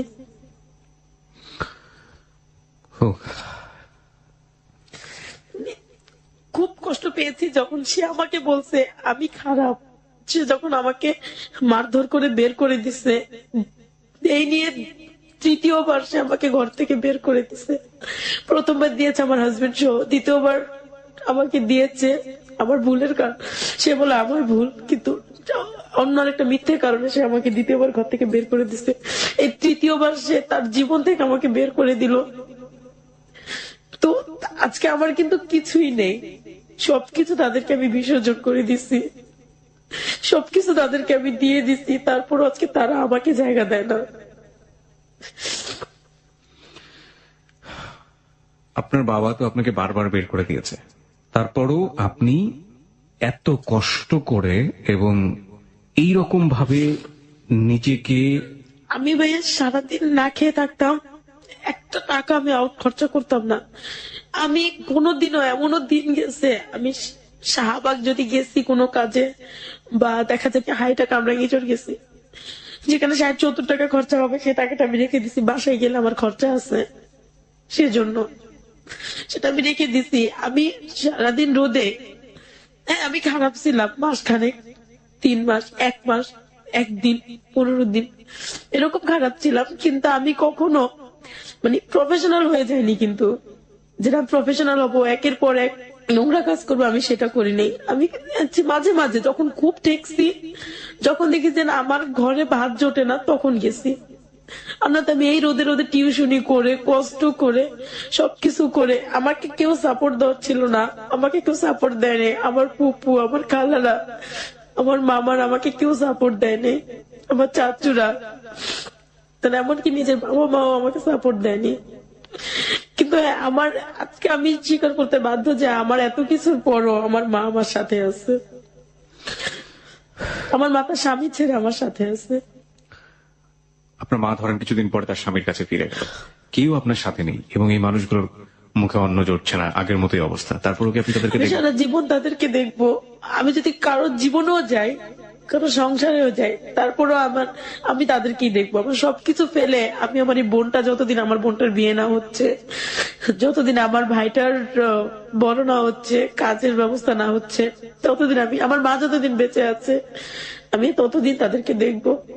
এই সমাজে ভালো লোকের মানুষের সংখ্যাও বেশি, কিন্তু তারা অনেক বেশি সাইলেন্স থাকে। আজকে আপনি হ্যালো 8920 এসে আপনার জীবনের যে কথাগুলো আপনি বললেন, এই কথাগুলোই তো অনেক সময় নেগেটিভ হয়ে যেতে পারে আপনার বোনের বিয়ের জন্য। আপনি এটা কখনো ভেবেছেন? নেগেটিভ হবে না, কারণ হচ্ছে কি যে আমার হতে পারে, কার ভাগ্যে ভাইয়া কি আছে আমি কিন্তু জানি না, কিন্তু তারপরও যদি কোনো ভালো মানুষ এই পৃথিবীতে থেকে থাকে আমার বোনকে বিয়ে করবে। আমার বোনের এখন আমি বিয়ে দেবো না। আরো সে এখন ম্যাট্রিক পরীক্ষা দিচ্ছে, সে আরো লেখাপড়া করবে। আমার স্বপ্ন আছে আমার বোনটাকে আমি লেখাপড়া করাবো। আমি জানি একদিন আমার পাশে কেউ থাকবে না, ভাই বোন সবাই আমার সাথে প্রতারণা করবে, কিন্তু কেউ বলুক না বলুক, এতটুকু তাদের মনে থাকবে যে আমার বোন একদিন আমাদেরকে লেখাপড়া করাইছে। আমার বাবা 3.5 লক্ষ টাকা দেনা ছিল, আমি তা দিছি। আমি আমার দোকানটা আমি লোন উঠায় করছি, 40,000 টাকা লোন উঠাইছি। আমার ফ্রেন্ড আমাকে 20,000 টাকা দিচ্ছে, তারপরে তো প্রতি সপ্তাহে খরচ দিচ্ছে, আমার বেতনের টাকা আছে। আমি সবকিছু মিলে আমি আমার দোকানটা দিছি। অনেক স্বপ্ন ছিল আমি দোকানটা বড় করবো, কিন্তু আমার বাবা আমাকে সেই স্বপ্নটা অন্তত পূরণ করতে দেয়নি। সে আমাকে ডাইরেক্ট বলছে যে এই দোকান তার, আমার না। আমি বলেছিলাম যে অনেক দুর্বল হয়ে গেছে আসলে গল্প শুনতে শুনতে। কি শিখবো জীবনের গল্প থেকে, আজকের এই জীবনের গল্প থেকে, এবং সেই জন্য আমাদেরকে এ পর্যন্ত শুনতে হয়েছে। তার বাবা কি ভূমিকা পালন করেছে, চারপাশের পরিবেশ কি ভূমিকা পালন করেছে, তার পরিবার কি ভূমিকা পালন করেছে, এগুলো নিয়ে আমরা প্রশ্ন করি না, নাই বা করি, ঠিক আছে, এগুলো নিয়ে আমরা আলোচনার জায়গাতে নাই বা গেলাম। ওর একটা ভূমিকা আজকে আমাদেরকে অনেক কিছু শিখিয়েছে, সেটাকে আমি একটা প্রশ্নের মাধ্যমে ক্লিয়ার করে দিচ্ছি আপনাকে। আচ্ছা, আপনার প্রতি এত খারাপ আচরণ করলো, এত খারাপ আচরণ করলো, আপনি একের পর এক কষ্ট পাচ্ছেন, আগুনে পুড়ছেন, তারপর আপনি কেন মনে করেন যে আপনার বাবা বা আপনার ফ্যামিলিকে আপনি এত কষ্ট করে হলো, এত স্যাক্রিফাইস করে হলো আপনার দেখা উচিত? কারণ হচ্ছে যে আমার বাবা এখন আর জুয়া খেলে না। আমি যদি ওদেরকে না দেখি, আমার বাবা কি করবে আমি সেটা বলবো না, সে কি করতে পারে সেটাও আমি বলবো না। কিন্তু আমার মা হয়তোবা এই বয়সে সে হয়তোবা বিভিন্ন কারখানায় কাজ করতে নেমে যাবে। আমার বোনটা হয়তোবা টাকার জন্য আমার বোনটাকে চাপ দেওয়া হবে, আমার মতো আমাকে যেরকম আমার বাবা দিয়েছে যে তুমি এত বড় হয়েছে তুমি কেন বেকার করে বসে খাও, তো হয়তোবা চাপ দেওয়া হবে। কিন্তু আমার বোনটা তখন দেখা যাবে কি কোনো পথ পাবে না, আমার মতো এরকম হয়ে যাবে। আমি চাই না আমার বোনটা হোক, আমি চাই না আমার ছোট ভাইটা টাকার জন্য সন্ত্রাসী হোক, আমার ছোট ভাইটা বখাটে রাস্তার ছেলে হোক, কেউ ওকে খারাপ ভাষায় বকা দেখ যে তুই বখাটে ছেলে, তুই খারাপ, বা আমার বোনটাকে বকা দেখতেও আমি কিচ্ছু চাই না। আমি চাই ওরা সবসময় সুখে থাকবে, সবসময় ভালো থাকবে। প্রিয় শ্রোতা, এই হচ্ছে লেসন, এই হচ্ছে লাবণ্যের জীবনের গল্প। রবীন্দ্রনাথের শেষের কবিতার লাবণ্য নয়, একেবারে এই সমাজের প্রান্তিক সমাজের খেটে খাওয়া এবং সমাজ যাকে তার নামের যে অর্থ বা মাধুর্য, সেই মাধুর্যের মতো করে বড় করতে পারে না, সেই রকম একজন লাবণ্য, তার জীবনের গল্প। কোনো কমেন্টসই করতে চাই না, কারণ আপনারা যারা শুনছেন তারা প্রত্যেকেই নিজের জায়গাটা থেকে প্রচন্ড রকমের বিজ্ঞ। আমরা শুধু প্রত্যাশা করতে পারি লাবণ্য যে ভবিষ্যৎ স্বপ্নটা দেখে, সেই স্বপ্নের মধ্যে সে নিজে নেই, সেই স্বপ্নের মধ্যে এখনো তার পরিবার, যে পরিবার তাকে ঠিকমতো বড় হতে দেয়নি, সেই পরিবারের মঙ্গল হোক, তাহলে হয়তো লাবণ্যের বিজয় হবে। আপনি তো শুনলেন শ্রোতারা বিভিন্ন রকমের কমেন্টস করছে, তো আপনার কি বলার আছে শ্রোতাদের উদ্দেশ্যে? আসলে যে আমি এত কিছুর মাঝেও আমার ফ্যামিলিটাকে টিকায় রাখছি শুধুমাত্র মা ভাই বোনদের মুখের দিকে তাকাইয়া। কিন্তু আমি চাই যে বাবা মা কখনো ফেলে দেওয়া যায় না, ভাই বোন কখনো ফেলে দেওয়া যায় না। আজকে যে আমার মতো আরেকটা মেয়ে যদি ওদেরকে এরকম ফেলে নিজের সংসারের প্রতি টান হয় বা সংসারের কথা ভাবে, নিজের কথা ভাবে, তাহলে হয়তো বা আমার মতো আরেকটা মেয়ের জন্ম হবে। যে দেখা যায় ওরই ছোট বোন, আরেকটা মেয়ের ছোট বোন, সে আমার মতো এই লাইনে চলে আসছে ফ্যামিলিকে খাওয়ানোর জন্য। কিন্তু বা আমি যদি আজকে ফ্যামিলিকে রাইখা আমি যদি বিয়ে করতাম, আরেকটা বিয়ে করি, সংসার করি, কিন্তু বাবা মা তাদের মতো আছে, তখন কি হবে? আমার বোনকে এই চাপটা সৃষ্টি করা হবে, আমার বোন চলে যাবে বাইরে, ভাইটা দেখা যাবে লেখাপড়া এখন স্টপ হয়ে যাবে, ও ওর মতো করে বাঁচবে, কখনো গুন্ডা হতে পারে, সন্ত্রাস হতে পারে, রাস্তার টোকাই হতে পারে, বকাইটে হতে পারে। রাইট, শ্রোতাদেরকে কি বলার আছে আপনার? অমস্ত্র তাদেরকে এতটুকুই বলার আছে যে কেউ মানে হার মানবে না, অন্তত আর যাই কিছু হোক ফ্যামিলিটাকে যাতে কেউ ফেলে না দেয়। আর দুনিয়ার সব বাবাদের কি বলার আছে? কোন বাবা যাতে তাদের সন্তানকে এইভাবে তাদের জীবনটাকে নষ্ট করে না দেয় নিজের হাতে করে। কারণ ওদেরকে যদি এইভাবে নষ্ট করে দেওয়া হয়, এইভাবে ওদের সাথে প্রতারণা করা হয়, তাহলে আমার মতো আরো অনেক মেয়ে থাকবে, হয়তো আজকে আমি টিকে আছি, অন্য কোনো মেয়ে টিকে তাও থাকতে পারে, মাঝপথে চলে যেতে পারে, জীবনটা ঝরে যেতে পারে। থাকতে বা আমাদেরকে এতটুকু বলার আছে যে তারা যাতে কোনোদিন মেয়েদেরকে এভাবে চাপ সৃষ্টি না করে, নিজের যতটুকু শক্তি আছে যতক্ষণ খাটতে পারেন, রিক্সা চালায় হলো এই মেয়েদেরকে খাওয়ান অথবা নিজের সংসারটাকে চালান, মেয়ের উপর চাপ দিয়েন না। এত চাপ না, হ্যাঁ শাসন করেন, চাপ দেন যে তুমি বড় হয়েছো কিছু করো, কিন্তু এইভাবে না যে নিজের বাণিজ্য সম্মান সব বিক্রি করে দিতে হবে, এগুলো ঠিক হবে না। প্রিয় শ্রোতা, এখানেই শেষ হচ্ছে লাবণ্যের